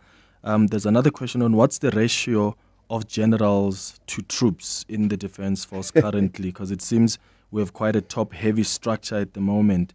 And what would be your views on bringing back conscription as well? The first question, I would say it depends on the political will of the party which has been running this country. Why did they allow free movement? Why did they not enforce laws? Even if you can go to any town in South Africa. This is a cultural shock to some of us who have been in the administration before, where someone can just put a cell in front of another shop and they don't account, they don't pay tax. And other people are coming from other countries, from Asia, all over. And they just come here and they don't pay tax. So that is a challenge which is facing the GNU. It is being debated. But on the question of borders, the Border Management Committee, the Home Affairs, the Police and Defense, they have been meeting every now and again to improve the patrol of the areas, but investing more on buying more drones so that you can have nice war rooms in every area where you see people crossing, then you can send them. But I still maintain that there is a message which is missing from us as politicians in government to say, if you allow some people from Northern Africa and come through Beit Bridge or whatever border post, you are actually depriving the people of your people who have lived here together peacefully for years. So please assist us to make sure that those people don't cross and use your country. We've got 20 seconds left, and then on the ratio of the generals, the structure and conscription. It looks like a funnel. Yeah. The general structure is heavy. Let's admit that. But over the time, that's why the president was saying, generally you have old generals come up with exit strategy. That matter is being discussed in the department. Then the issue of the conscription. It would be popular today, conscription, as opposed to the old apartheid era conscription. Yeah. Because right now it would inculcate a culture of ownership and promote patriotism among South Africans. I would support such an exercise. But the priorities you were complaining about 60% going to salaries. Yeah. It's not going to be for free. Yeah, it's going to increase that wage bill. Thank you, General, for coming through. I really appreciate it. I really appreciate it when we have people in ministries who come and they actually know what they're talking about. That's very rare. Thank you so much for coming through to chat to us. It's 11 o'clock. Quiet, please. Quiet, please. Quiet, please. With 50% off on limited Tennis Town tickets, no wonder Amex card members are so thrilled. Enjoy a world-class tennis experience at Monte Casino between 11 and 13 July 2025. Buy your tickets for Amex Tennis Town online today at howler.co.za for the Championships Wimbledon experience with the Mzansi advantage. Tennis is better with Amex. Aquele. Aquele. Aquele. Aquela. Aquele. Aquili. Aquele. No matter how you say it, one thing's for sure. Aquele is South Africa's most loved water brand, refreshing you with pure natural spring water and delicious flavored sparkling drinks. From every sip to every smile, thank you Mzansi for making Aquele a part of your everyday moments. Aquele, spreading joy to South Africa naturally. The Money Show. Weekday evenings at 6. There were so many issues that arise from what these three are accused of doing at Transnet. What was really going on at Transnet at the time? These three individuals have become the symbol of enabling corruption and malfeasance in the state-owned enterprise. I'm absolutely sure that they are not the only one, but they were the most high-profile. Dr. Raj Abedian, CEO at Pan-African Investments and Research Services. The Money Show on 702. Let's walk the talk. The Money Show with Stephen Curtis is brought to you by Absa Corporate and Investment Bank, a leading Pan-African bank and proud sponsor of the African Blockchain Report 2024. Absa is an authorized FSP and registered credit provider. This is EWN. Good morning, I'm Sfiso Zulu. Fuel prices are set to increase after 4 consecutive months of decreases. From tomorrow, 93 unleaded petrol will go up by 55 cents a litre and 95 octane will go up by 52 cents. Diesel will increase by between 84 cents and 82 cents a litre respectively. The Energy Department says many factors have contributed to the fuel price hikes, including the recent conflict between Iran and Israel. The department's Robert Make. The rand strengthened against the dollar and cushioned the prices by over 15 and 16 cents a litre. The MRP of LP gas is decreasing by 57 cents per kilogram due to lower prices of propane and butane. The minister has approved a 14% supply cost recovery on the MRGP of LP gas that is imported through the port of Saldanha Bay in the Western Cape. The DA has laid a criminal charge against Higher Education Minister Nobuhle Nkabane at the Cape Town Central Police Station. The party says it doesn't believe the move is premature and that by Nkabane's own admission and the facts presented to Parliament show that she's misled them over the appointments of boards for sector education and training authorities. Nkabane filed the independent panel that ostensibly advised her on the SETA board appointments with staffers from her office. DA MP Karabo Khakau, who exposed the appointment of ANC cadres to these boards, has laid the charges in terms of the powers, privileges and immunities of Parliament Act. The party's federal chair, Helen Ziller, says President Cyril Ramaphosa has also displayed double standards by firing its member Andrew Whitfield as a deputy minister for unsanctioned personal travel, while the ANC is not acting against its own errant members. This was a blatant lie to Parliament and a misleading of Parliament. Now, this has been held in the past to be fraud, and lying to Parliament and fraud are two criminal contraventions. They are criminal contraventions. They are not just indiscretions or lack of consideration or perhaps disrespect, as some people believe has been shown to President Ramaphosa by our colleague Andrew Whitfield. 12 National Defence Force members are back in the Randburg Magistrates Court this morning on charges of murder and kidnapping. The group was arrested last month in connection with the murder of Hawks' investigator Frans Matipa almost 2 years ago. Matipa was shot in 2023 while driving on the N1 near Amanskraal. At the time, he was investigating the alleged involvement of the SANDF Special Armed Forces in the abduction of 2 foreign nationals at the Mall of Africa a few months earlier. The 12 SANDF members are expected to apply for bail. And the Judicial Conduct Tribunal has heard that Eastern Cape High Court Secretary Andiswa Mengo tried to shift the conversation each time the division's Judge President Selbin Benenge allegedly included sexual connotations. This includes an interaction where Benenge asked Mengo if she was quick to melt. After some exchanges, the junior staffer told the Judge President that she was busy cooking.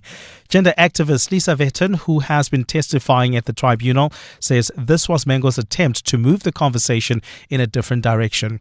The tribunal is tasked with investigating sexual harassment allegations against the top judge.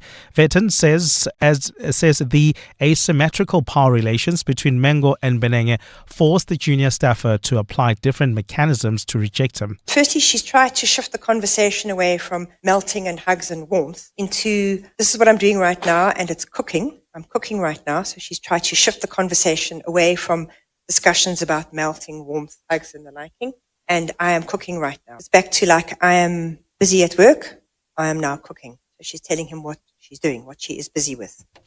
Gold is trading at $3,340, 1 cent an ounce. The rand is at 17.58 to the dollar, 24.33 to the pound, 20.77 to the euro.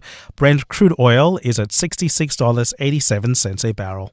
Traffic remains heavily backed up on the N1 South between the Baklu Interchange and Rivonia Road. This is due to roadworks. Please be on the lookout if you're traveling along this route towards areas like Fourways. While traveling on the R21 North, more roadworks are taking place, approaching Olifantsfontein Road, also causing some delays there. And in the city of Tshwane, we've got a backup reported on the N1 South coming out of Rigel Avenue due to an accident. A fine day in store for Gauteng. The temperatures will peak at highs between 18 and 19 degrees. The top story in EWN this hour: fuel prices are set to increase from tomorrow after 4 consecutive months of decreases. EWN, in touch, in tune, and independent. For the latest, visit ewn.co.za or download the EWN app.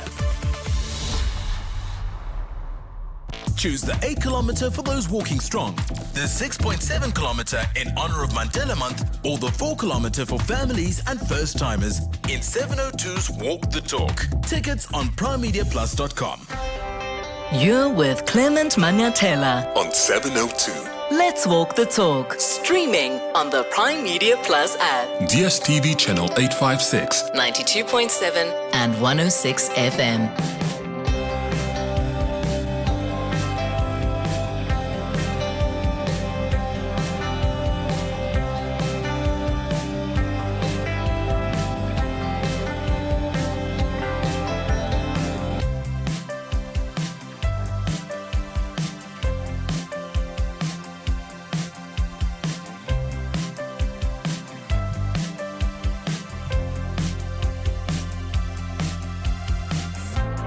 Nine minutes after 11 o'clock. Dumela, welcome to the third and final hour of the Clement Manyathela Show. Thank you so much for staying with us here on 702. I hope you're still good and well this morning.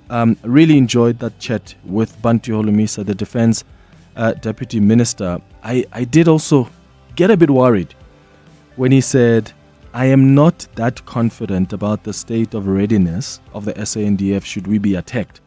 And he was very clear. He said, I don't want to mislead South Africans. I don't want to lie to South Africans. Our defense equipment is absolute. He even mentioned how embarrassed the SANDF was in the Eastern Cape floods. So when the Deputy Minister of Defense tells you that he himself is not too confident, is not that confident in the capability of the SANDF to respond to any possible attack, that's got to worry you and I. It certainly worries me. What was interesting for me is that he also described the deployment of the SANDF in the DRC as a semi-war, quote unquote, semi-war. Even though, which is the point, I've tried so many times, and I know many people have also tried, to put to the SANDF that you are not just there on a peacekeeping mission. You are there fighting in a war. And he describes it as a semi-war, even though the SANDF general insisted it was a peacekeeping mission.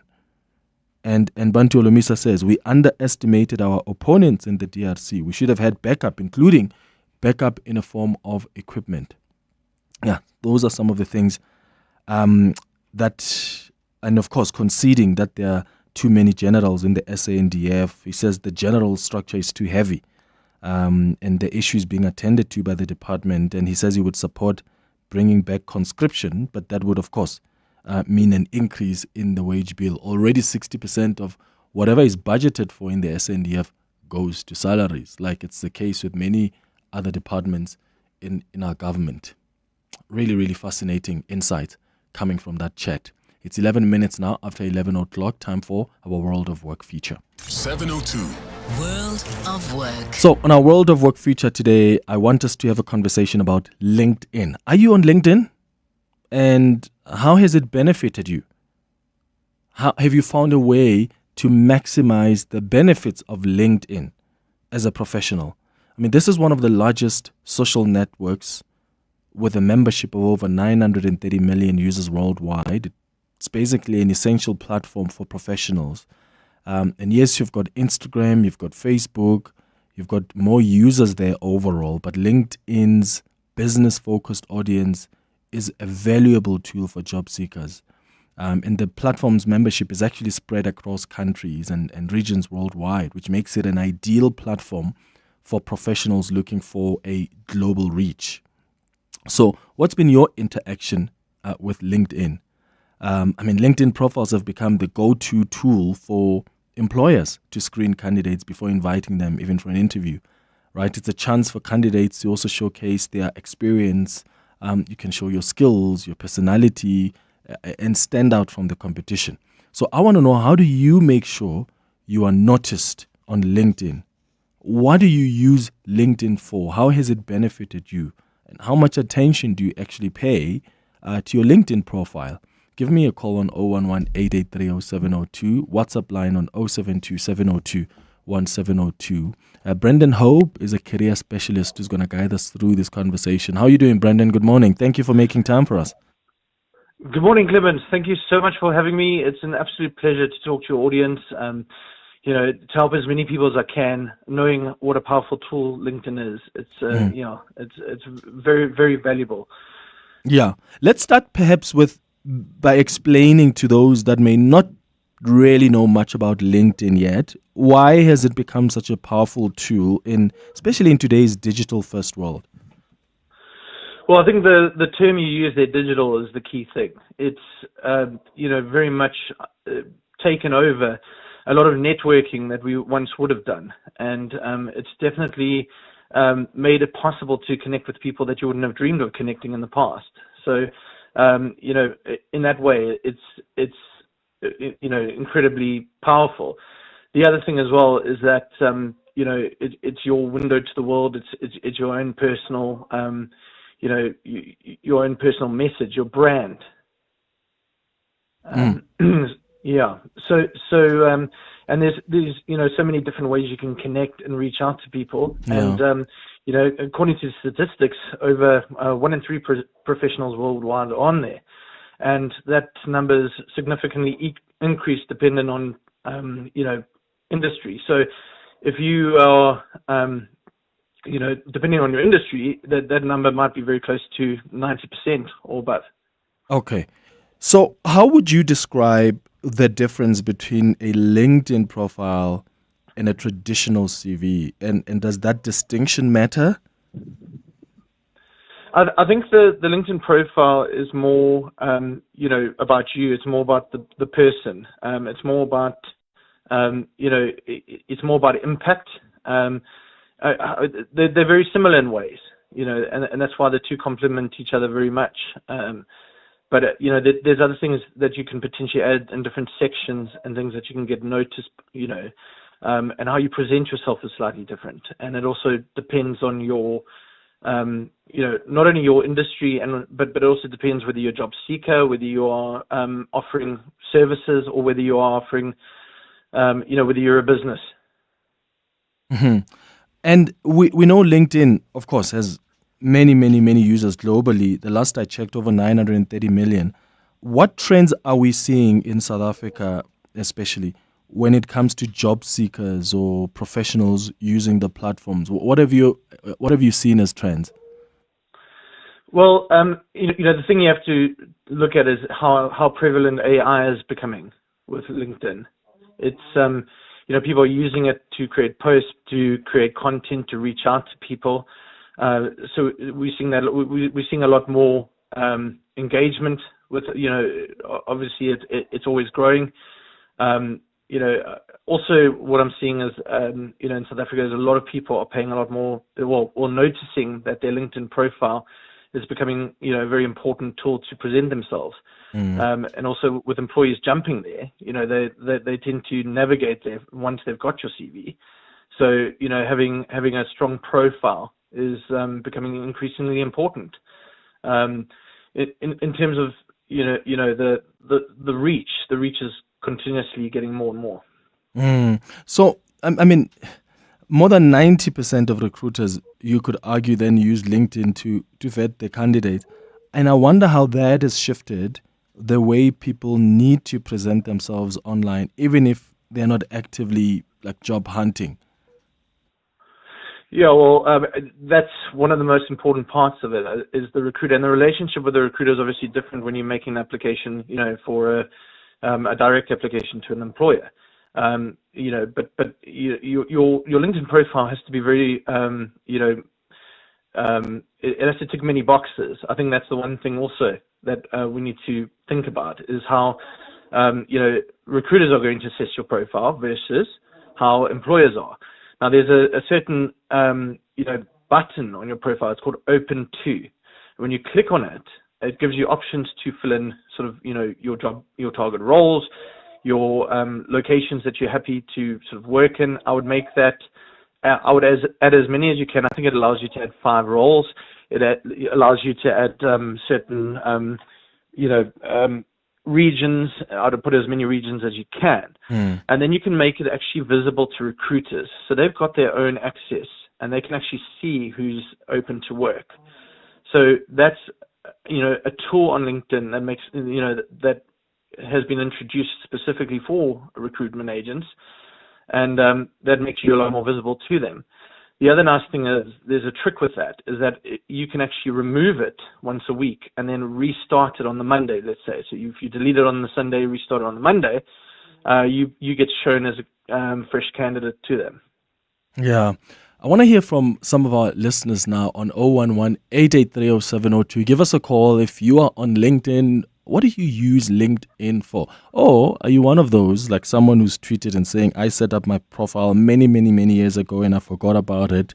Or are you a type that's more intentional in as far as your usage, your presence on LinkedIn is concerned? You can send a WhatsApp voice note as well on 072-702-1702. We're talking about just how you can maximize your benefits of your LinkedIn platform. It's not just a place where you can just post about stuff that comes up, but that's an opportunity for you to really maximize the benefits of LinkedIn as a professional.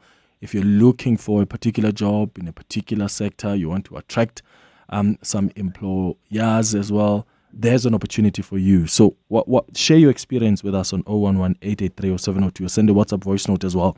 But to respond to this question, Brendan, of a listener who says they set up their profile a long time ago, forgot about it. What are some of the common mistakes that you see on profiles, things that could actually be hurting someone's chances?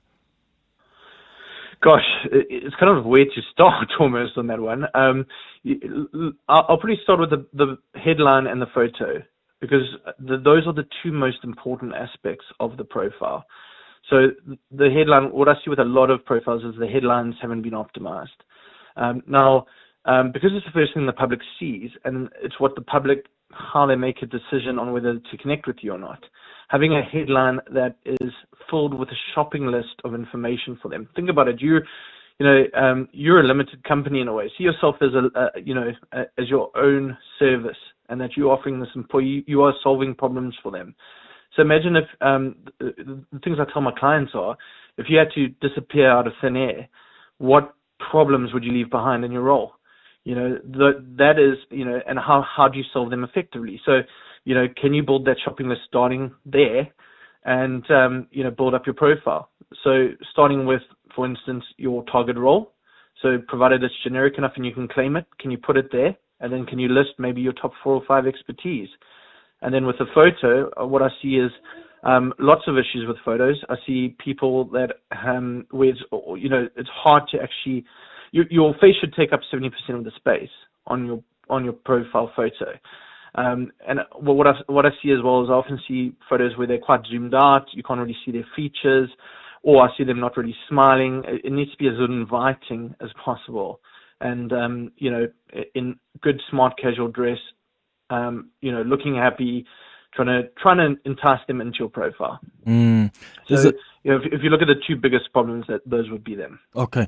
There's someone here, Saint Nazy, who's listening from Cape Town, who says, Clement, I'm not a LinkedIn user anymore, but I know that people there, some of them have been scammed by fake online employers, and I just want to know how do people there then protect themselves from scammers on LinkedIn? I suppose, I don't know, Brendan, how widespread this issue is, and maybe you can share some more, but is there a way people can protect themselves? What do they need to be aware of? Well, this question has come up a few times for me. Look, there are a lot of fake jobs out there. I even know someone, I know of someone who posted a fake job just to see who his competition was. And I know some, obviously a lot of recruiters might put a job on there. It might specifically be for CV mining or whatever it is that they're trying to do. I think it's just about being vigilant in terms of, when you're making the application, when you're setting up your profile, just try and avoid putting too much personal information on there. South Africans, we tend to put a lot of personal information on our CVs. All we really need on our CVs are, contact detail, just an area and region, email address and link to your LinkedIn profile. Okay. And that's probably about it in terms of personal information.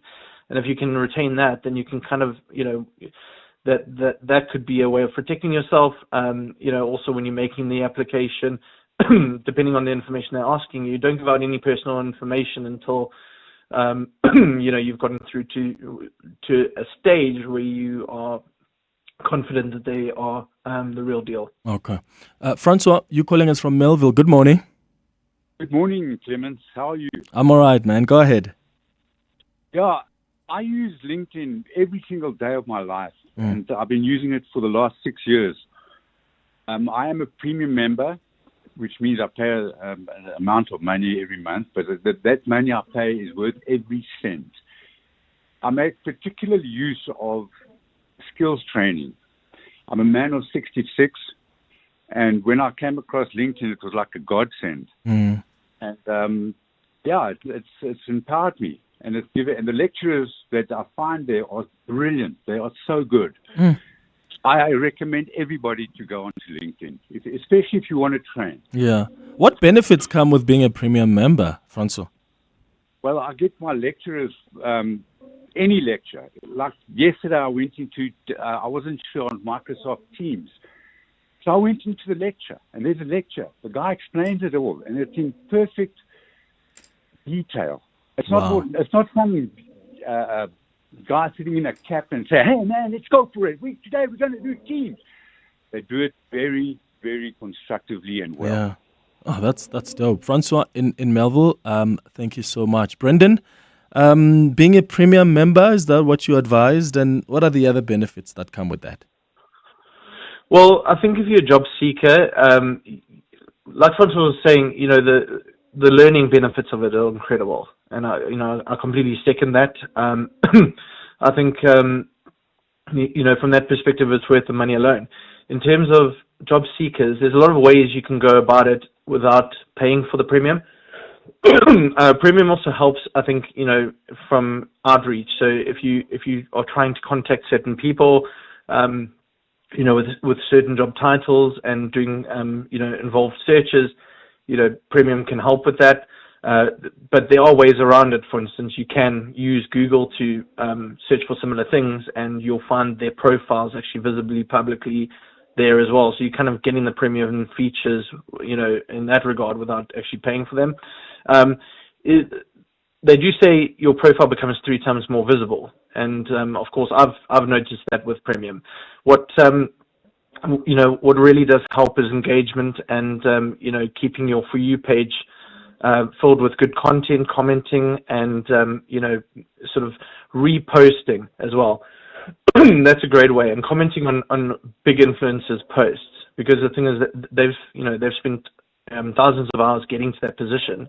By you commenting and leaving feedback on there, that's almost like a prequel to their it's like a prequel to a movie. So it's kind of your opportunity to get very visible without having to have their stature on LinkedIn. Let me read. Okay, let's start with this WhatsApp voice note, and I'll read some of the messages that have come through as well. Good day, Clement. Good day, 72 Lenders. Abraham in Florida. Clement, for me with in LinkedIn, I was introduced by a lady called Beverly Wattenhood. She was very great with the presentation and advised me to start. She was doing a presentation rather, and advised me to download it and see. That's how I got my first job, my second job, and my third job. And really, it really worked out for me. I had an encounter where I was scammed, but I went into that scam with eyes wide open. I just wanted to see basically how these things work. And I was scammed of, I think, 250, being promised a job and all of that. And I just went there I consulted HR lady friend of mine, and then she told me that no, you shouldn't be paying, and I went there with eyes wide open. Hi Clement, this is Garth. I'm in Benoni today. Just check with Brendan if this is a good platform for business too. I mean, I hear about CVs and finding jobs and looking for jobs and so on, but is this a great platform for promoting like small business, consulting and that type of thing? Thank you for the question. Brendan? Okay, so thanks. Obviously, the first one very interesting. Second, to answer the question, phenomenally important for business to have a presence on there. I mean, it's opened so many doors for me personally as a business, and the thing is, the way that you can connect with clients on there, it's it's pretty incredible. Clients come to me eventually. Once you build up that once you build up that level on your profile and that visibility, people actually come to you. So from that point of view, it's very important, in terms of consulting, and also sort of keeping your network together. So as a business, you'll have a lot of stakeholders that and to ensure that you are connected with them and you are keeping in touch with them, that can also lead to other doors, because if they understand what you're trying to achieve, they can potentially help you. All right. John in Pretoria, hi. Hi, how are you guys doing? Shop, man. Go ahead. So I just heard this topic about LinkedIn, and I thought I'd weigh in. I have spent a lot of time thinking about which social media platforms are worth investing in terms of creating content, and I realized LinkedIn is definitely the best place to do that if you look at how much money you could possibly make from this. And another point I just wanted to add is, in my 20 years of my career, almost every single job has come directly or indirectly from LinkedIn. And the result of spending so much time on LinkedIn is you just get to meet a lot of recruiters, get to meet a lot of company owners. And now where I'm at, I'm focusing a lot on creating content so that I can get as many followers as possible and get as many job offers as possible. Yeah, John in Pretoria, thank you for that. Brendan, as we wrap up, for graduates that are just entering the workforce, where should they start with their LinkedIn profile? And for also your mid-career professionals or executives, what should they be doing differently with their profiles to reflect their experience and leadership so they maximize on the benefits of this platform? Okay, so the first one is for both. Just make sure that your profile is fully optimized. Go through each section carefully. Make sure that your profile, as I've explained it earlier, make sure you've set it up in that way. Get yourself a good banner. I like a good, the banner is probably the third most important part of your profile. I like to get a strong industry-related image, and then maybe your top 3 or 4 expertise, that you can bring to the role. And then the key sections to focus on are the About section, the Skills section, which gives you about 100 skills. I would say at least 50 skills. And, the Experience section has, I think, 2,000 characters per role. So, just make sure that you've created a good online-friendly version of your CV. And then also, what I would say with, executives is, start connecting with as many people as possible. Start following groups, follow some of the key organizations you want to work with. Make sure they fill up your For You page, and make sure that you add, comment and, connect with people on there that are sort of, see who's commenting, see who would make a good connection. Can you reach out to them? Can you send them, can you comment on their comments? Can you reply to them? So there's a lot of sort of less spammy ways of building a connection group. And then, the last thing I'd say, and this is for both again, for graduates, just make sure that you're posting. You can find articles, maybe that, about the industry that you're interested in, and maybe share it with your audience and explain to them why you're sharing that. And when you paste the URL in, it's going to bring the featured image in as well, which is great. It means you don't have to generate an image for it. And then for both, what I would say is find really good industry posts on your For You page that are being posted by, some of the target organizations or wherever, or influencers that you really like. Okay. Share it with your audience, okay? And then lastly, Clement, sorry, I don't want to take too much of your time, but the connections, all right? Great starting point. List as many people as you know that you're still comfortable sort of reaching out to. Send them a connection request. Don't write anything in the comments. Wait for them to connect, and then reach out to them and see how they're doing. And, at some point in that conversation, you can start talking about business and what you're looking to achieve, all of that. And then, you've got an army of connections that know exactly what you're trying to do. Yeah. Brendan Hope, thank you so much for your insights. He's a career specialist. It's 11:32. Let's get the latest in Eyewitness News headlines. When we come back, we're going to start our health and wellness feature. Today we're talking about antidepressants. What should you know about antidepressants? Maki, good morning. Thanks, Clement. Good morning. We begin in the Western Cape, where the DA has laid a criminal charge against Higher Education Minister Nobuhle Nkabani at the Cape Town Central Police Station. The party says it doesn't believe the move is premature, adding that by Nkabani's own admission, as well as the facts presented to Parliament, show that she's misled them over the appointment of boards for sector education and training authorities. Nkabani filled the independent panel that ostensibly advised her on the SETA board appointments with staffers from her office. And in not so pleasant news for motorists, fuel prices are set to increase after 4 consecutive months of decreases. From tomorrow, 93 unleaded petrol will go up by 55 cents a litre and 95 octane will go up by 5 cents. Diesel will increase by between 84 cents and 82 cents a litre, respectively. And in West Africa, Ghanaian police have rescued at least 76 nationals, mostly young men, who were trafficked to Nigeria under a fraudulent recruitment scheme. The victims were lured with promises of football contracts with top foreign teams, job placements abroad, or assistance with visa processing. The victims were forced to contact their families to solicit about $1,000 in the guise of paying for training or facilitation fees. Those are the headlines. This Eyewitness News and more at midday or as it happens. EWN Traffic. Traffic is heavily backed up on routes that are leading in and out of the Baklu interchange this morning. This is due to a major accident seen on the N1 South before Rivonia Road. As a result, the N3 North is backed up coming out of Marlborough Drive. Please be on the lookout there. As a result of this scene, people are now using Witkoppen Road to try and avoid the delays on the N1 turn off. So Witkoppen in the Sunning Hill area is also heavily backed up. If you're traveling in Midrand on the N1 South, an accident reported. It's on the N1 South near New Road. Delays coming out of Olifantsfontein Road. Speaking of Olifantsfontein Road, we've got a slight backup towards the R21 turn off.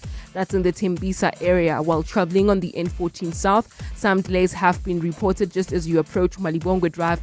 Please be on the lookout there. Otherwise, I am Amo Ramela for your traffic update. The next traffic update will come from Karabo Jali at the Midday Report Show. Stay tuned. There's more EWN on air, online, and on the EWN app. John Perlman.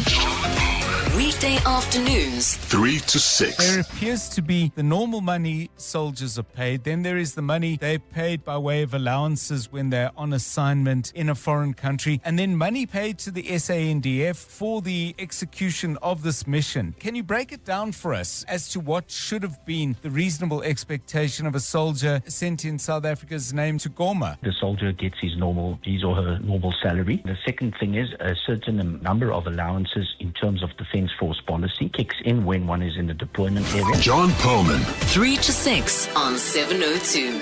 24 minutes now before 12 o'clock. Now, winter is here, right? And so are the season's hottest deals. Whether you are powering through early mornings or cozying up on cold nights, Take a Lot is your one-stop winter shop for heaters, appliances, winter skincare, and everyday essentials. Shop smart, stay warm, and make winter your season with Take a Lot.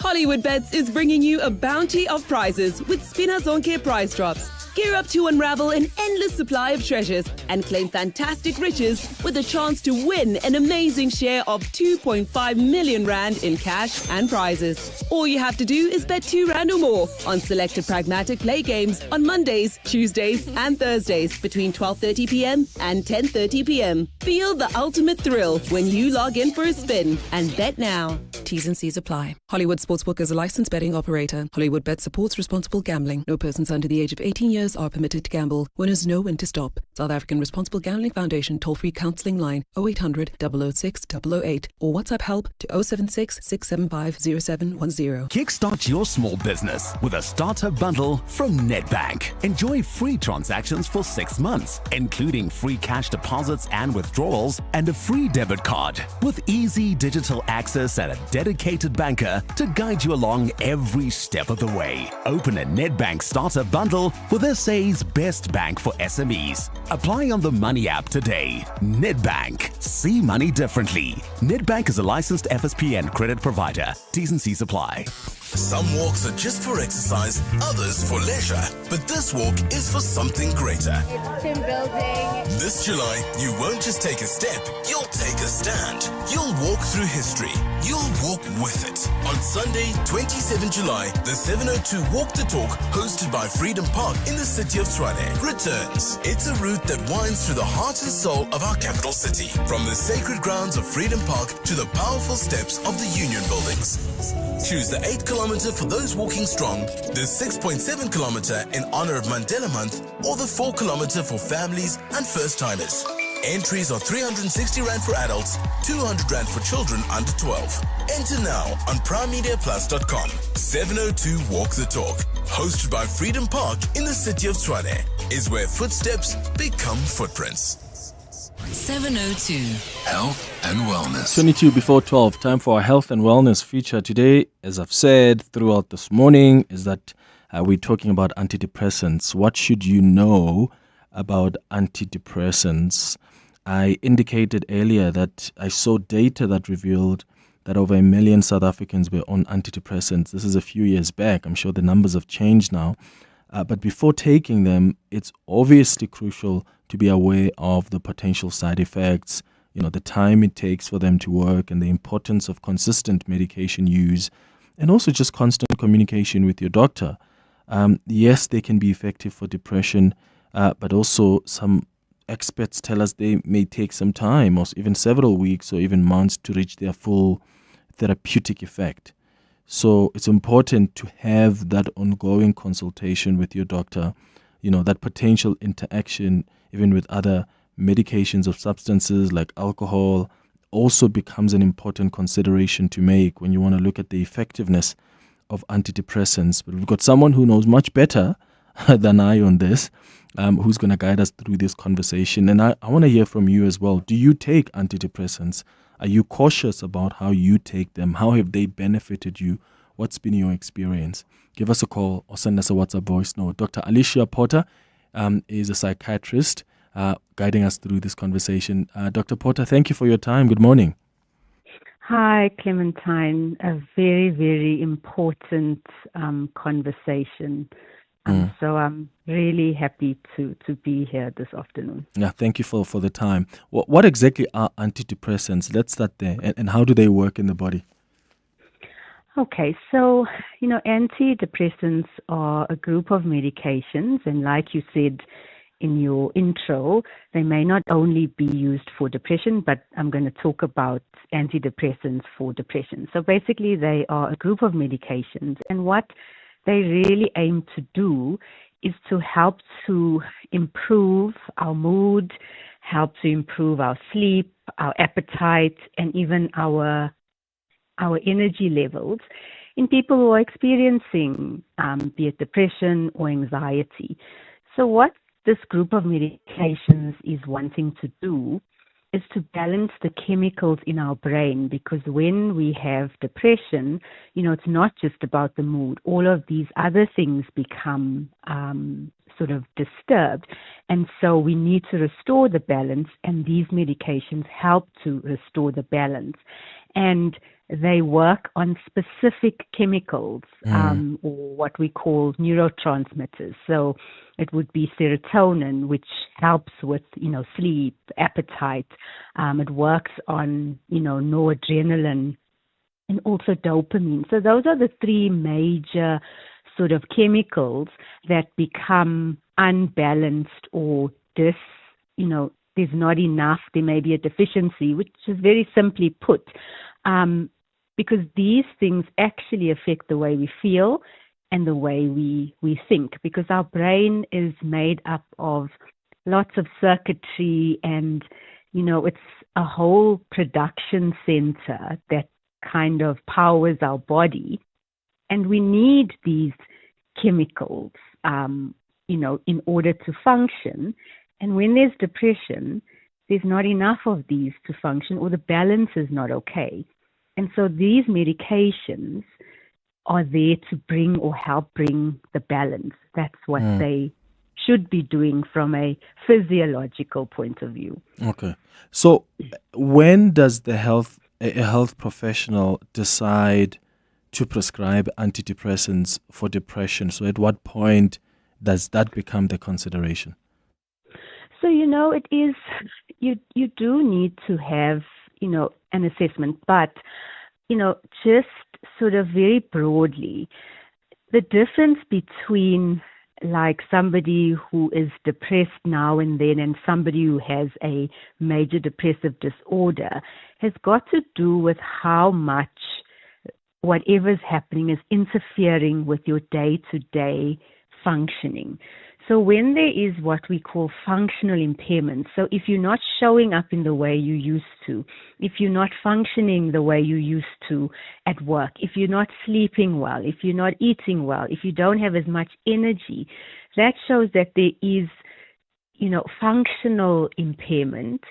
And so it would then put the depression at a more moderate to severe.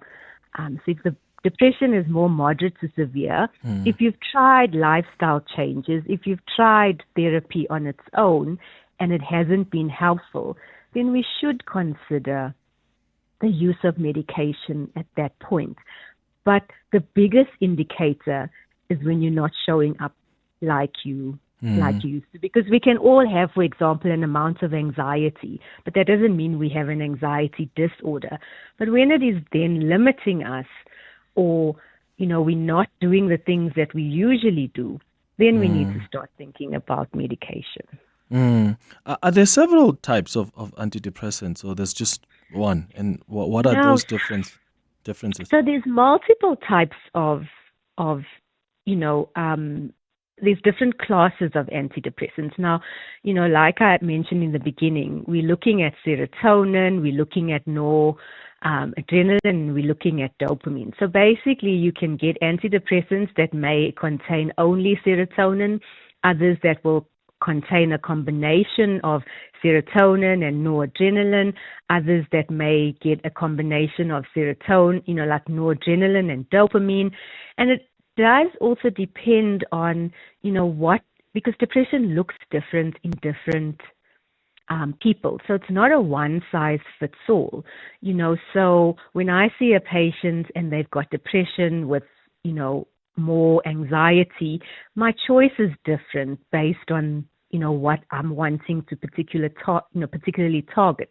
If they've just got a very low mood, no energy, no motivation, then I'm thinking it's a different neurotransmitter or a different chemical that may be more pronounced. So, I kind of like to think about it as we need to synchronize it according to, what does the depression look like in this person? Which may be different. And so not all antidepressants work on all of the neurotransmitters or some of them. And we should be thinking in that way. And that's often one of the reasons why you'll get, people not tolerating certain types over another type. So it's not just, here's a bag, here's all these types, let's just pick one, because it is about what does it look like in this person in terms of how effective this is going to be. And in as far as side effects are concerned, what are some of the common ones? So, the thing with the side effects is that they are usually short-lived. So if you're going to get side effects from the antidepressants, it's usually in the first sort of month of treatment. Mainly by week 2, at the end of the second week, we should see a resolution of them. So some of the common side effects would be things like your GI, your tummy complaints. So you may get nausea, you may get some, change in your bowel habits, some constipation, some stomach pains, but those actually settle quite quickly. You also may get things like where it might make you sleep too much, or it may interfere with, with your sleep. There is also some classes of the antidepressants that may, some people describe things like numbing. That may be a particular type of antidepressant. And again, if the depression, depending on what it looks like, in you would then kind of inform my choice of antidepressants. And then also, for adults, some of the types can also cause sexual dysfunction. And so these are the things that we need to be mindful of. But they are overall generally well tolerated. But it does go back to, what is it that we're treating? What does it look like in this particular person? And so these are the possible choices. And obviously, there are individuals who may have difficulties in terms of tolerating. So we kind of do need to, wait for at least a month before we make a call in terms of, actually this is not working, because, the antidepressants don't work immediately. And so they do take time to settle, and then you've got to look at kind of the effective doses, which is very individualized for the different, for different people. So, I don't think it's as kind of simple as, okay, I'm going to take it and then I should just feel better immediately. I often tell, my clients, it's not like a headache tablet, where you take it and, because remember, there's been a complete upset of your, the way your systems are working, and we need to first reset it before we can get things working. Got it. I want to take some calls now and WhatsApps. 011-883-0702 is the number to dial. The WhatsApp line is 072-702-1702. Have you tried antidepressants? How have they treated you? Are you cautious about how you take them? Please share your experiences with us about antidepressants. Cindy, let's start with you in Joburg. Good morning. Good morning. Good morning, Clement. Hi, Ma'am Cindy. Go ahead. I just wanted to find out from the doctor. I've been on antidepressants for quite some time. It's intermittent, but these days, because I've had like major depression and I've been on antidepressant. I'm 73 years old. I've been on antidepressant. I think now continuously.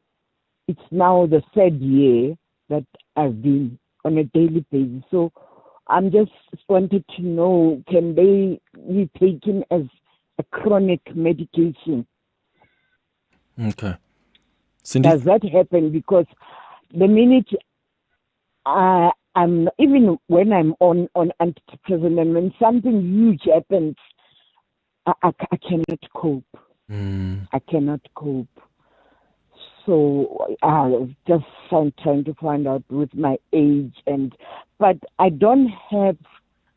I used to have a side effect, and then they changed until now. I think I'm on medication that goes well with me. So I just want to find out, because I'm also on other chronic medications. Okay. Ma'am Cindy, thank you so much for your call in Joburg. Yeah. Dr. Potter? Yeah, there is, in terms of how long, you need to take medication, or I think the question was, can it be chronic? And yes, there are instances where if there's been recurrent, depressive episodes where, you may need to take them chronically. But I always advise that, this is something that constantly needs to be checked back with your healthcare professional, and constantly, if changes need to be made, or, if it is chronic, it does need to be, monitored, and those kind of things. But the short answer is, there is, although we don't start out by saying, it's going to be chronic, we should initially at least treat for up to a year after a first episode. But, like Ma'am Cindy says, that it's been, her age, and it's been recurrent, and all of those things, that it can, in some people it can be chronic usage, but it doesn't start out like that. It's, again, those individual factors in different people that would determine, because again, we also have to look at whether there's been like a family history with that, there's an increased genetic vulnerability. What else is happening? Are there other illnesses, like, for example, hypertension, diabetes? And we know that there's a higher chance of depression just with the treatment of, or the kind of consequences of, these conditions. The medication can also kind of cause or worsen depression. So there's multiple factors, but I think the short answer is that if it is needed and there's been recurrence of episodes and there's other things happening, there are people who would need to take antidepressants. Okay, here's a voice note. Hi, Clement. About antidepressants, what are the side effects if you take antidepressants, tab medication, and how long should you be taking it? Also, another thing, what can you supplement, what foods can you rather eat opposed to taking antidepressants medication? Because we know medication and tablets all have side effects. All right, thank you for that. Yeah, Dr. Potter, you already touched on, the side effects. Maybe you can emphasize more on the food you eat in the second part of the question. So, one, there is a class of antidepressants where, it did interact with certain types of food, but that particular class of antidepressants is not commonly used, nor it's not as readily available. And because there are other options, it we don't use them like previously. So it was things like cheese and chocolate that would interfere with the actual, how the medication was processed. But, having said that, there's nothing that sort of will replace a balanced diet, and so we do need to make lifestyle changes with regards to diet, but it does need to be a balanced diet. There is often, food fads where it should be this type of diet or that type of diet. But the evidence is not really conclusive in terms of that it is considered a treatment for depression. It's great as a supplement for as supplementation for the antidepressants. So if you're taking medication because you've got like a moderate or severe depression and you use lifestyle changes and you focus on diet, that is more helpful than kind of deciding that it's either this or that. I think it really is more about balance. Yeah. Kamohelo, you're in Soweto. Hi. Hi, Clement and Doctor. I wanted to contribute to the conversation today. I was recently diagnosed of a gynecological condition, and amongst other issues, I had premature menopausal issues. And because each medical case is different, I was not being able to be put on hormonal medication. And then I was prescribed antidepressants, which I took for a month to correct what I was going through. And I was very worried because of the stigma that is associated with antidepressants and the implications on financial institutions like insurance companies. So I was prescribed for them for a month, and then it corrected the situation, and now they have changed me to something. So it's quite interesting. I just thought that I should share and maybe let the doctor say about that we obviously think antidepressants are only for depression. Meanwhile, they can be used for other conditions as well. Yeah, no, I'm glad. And Dr. Potter touched a bit on that as well.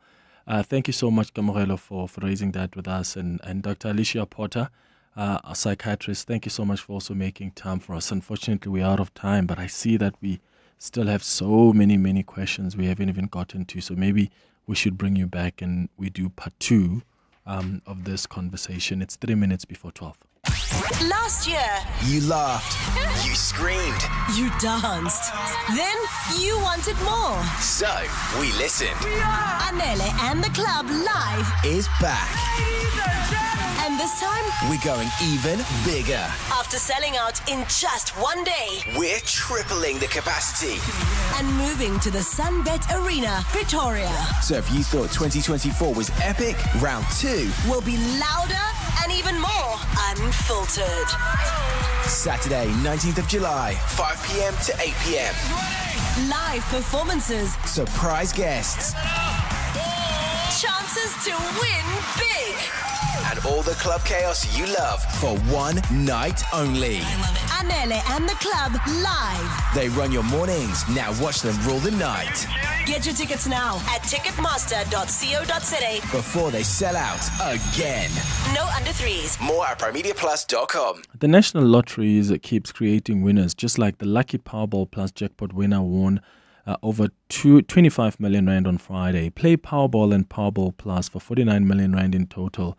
Estimated jackpots this Tuesday, and you could be next. Buy your tickets now in-store on nationallottery.co.za, the mobile app, cell phone banking, or simply dial *120*7529# for USSD. Panda Push-Up Play. Players must be 18 years or older. Play responsibly. Ituba is the proud operator of the National Lottery.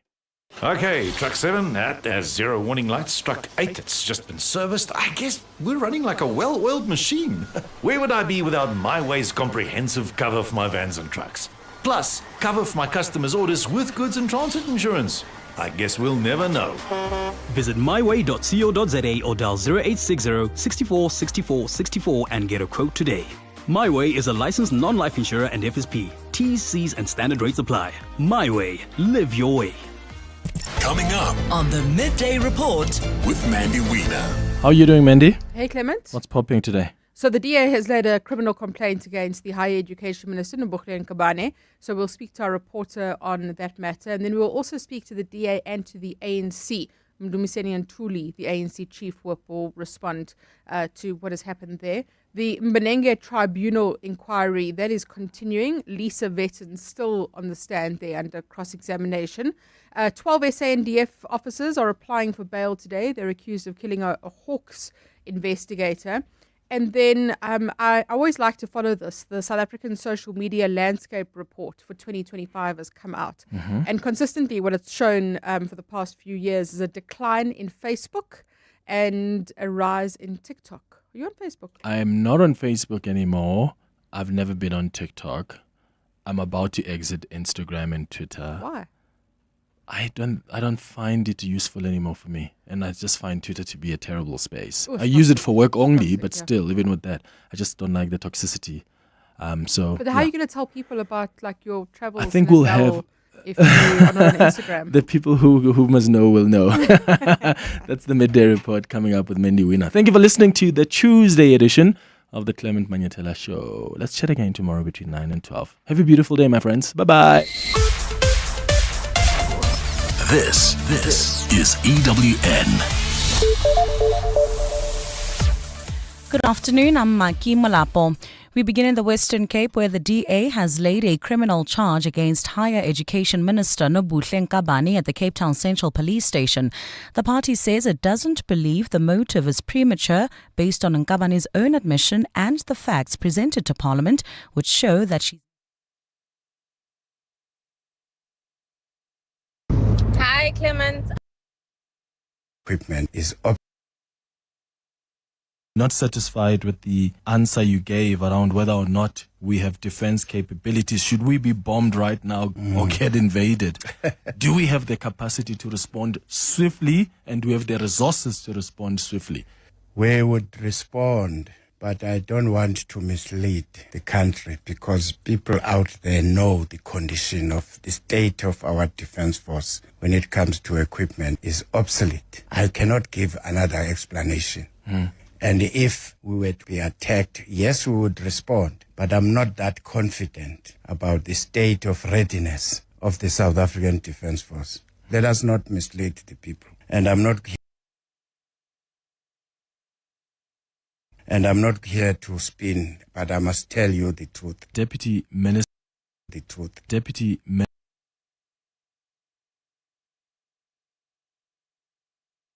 The state of our defense force when it comes to equipment is obsolete. I cannot give another explanation. And if we were to be attacked when it comes to equipment is obsolete. And if we were to be attacked, yes, we would respond. But I'm not that confident about the state of readiness of the South African Defence Force. Let us not mislead the people. And I'm not here to spin African Defence Force.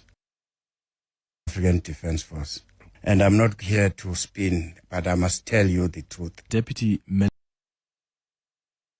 Not satisfied with the answer you gave around whether or not we have defense capabilities. Do we have the capacity to respond swiftly? Where would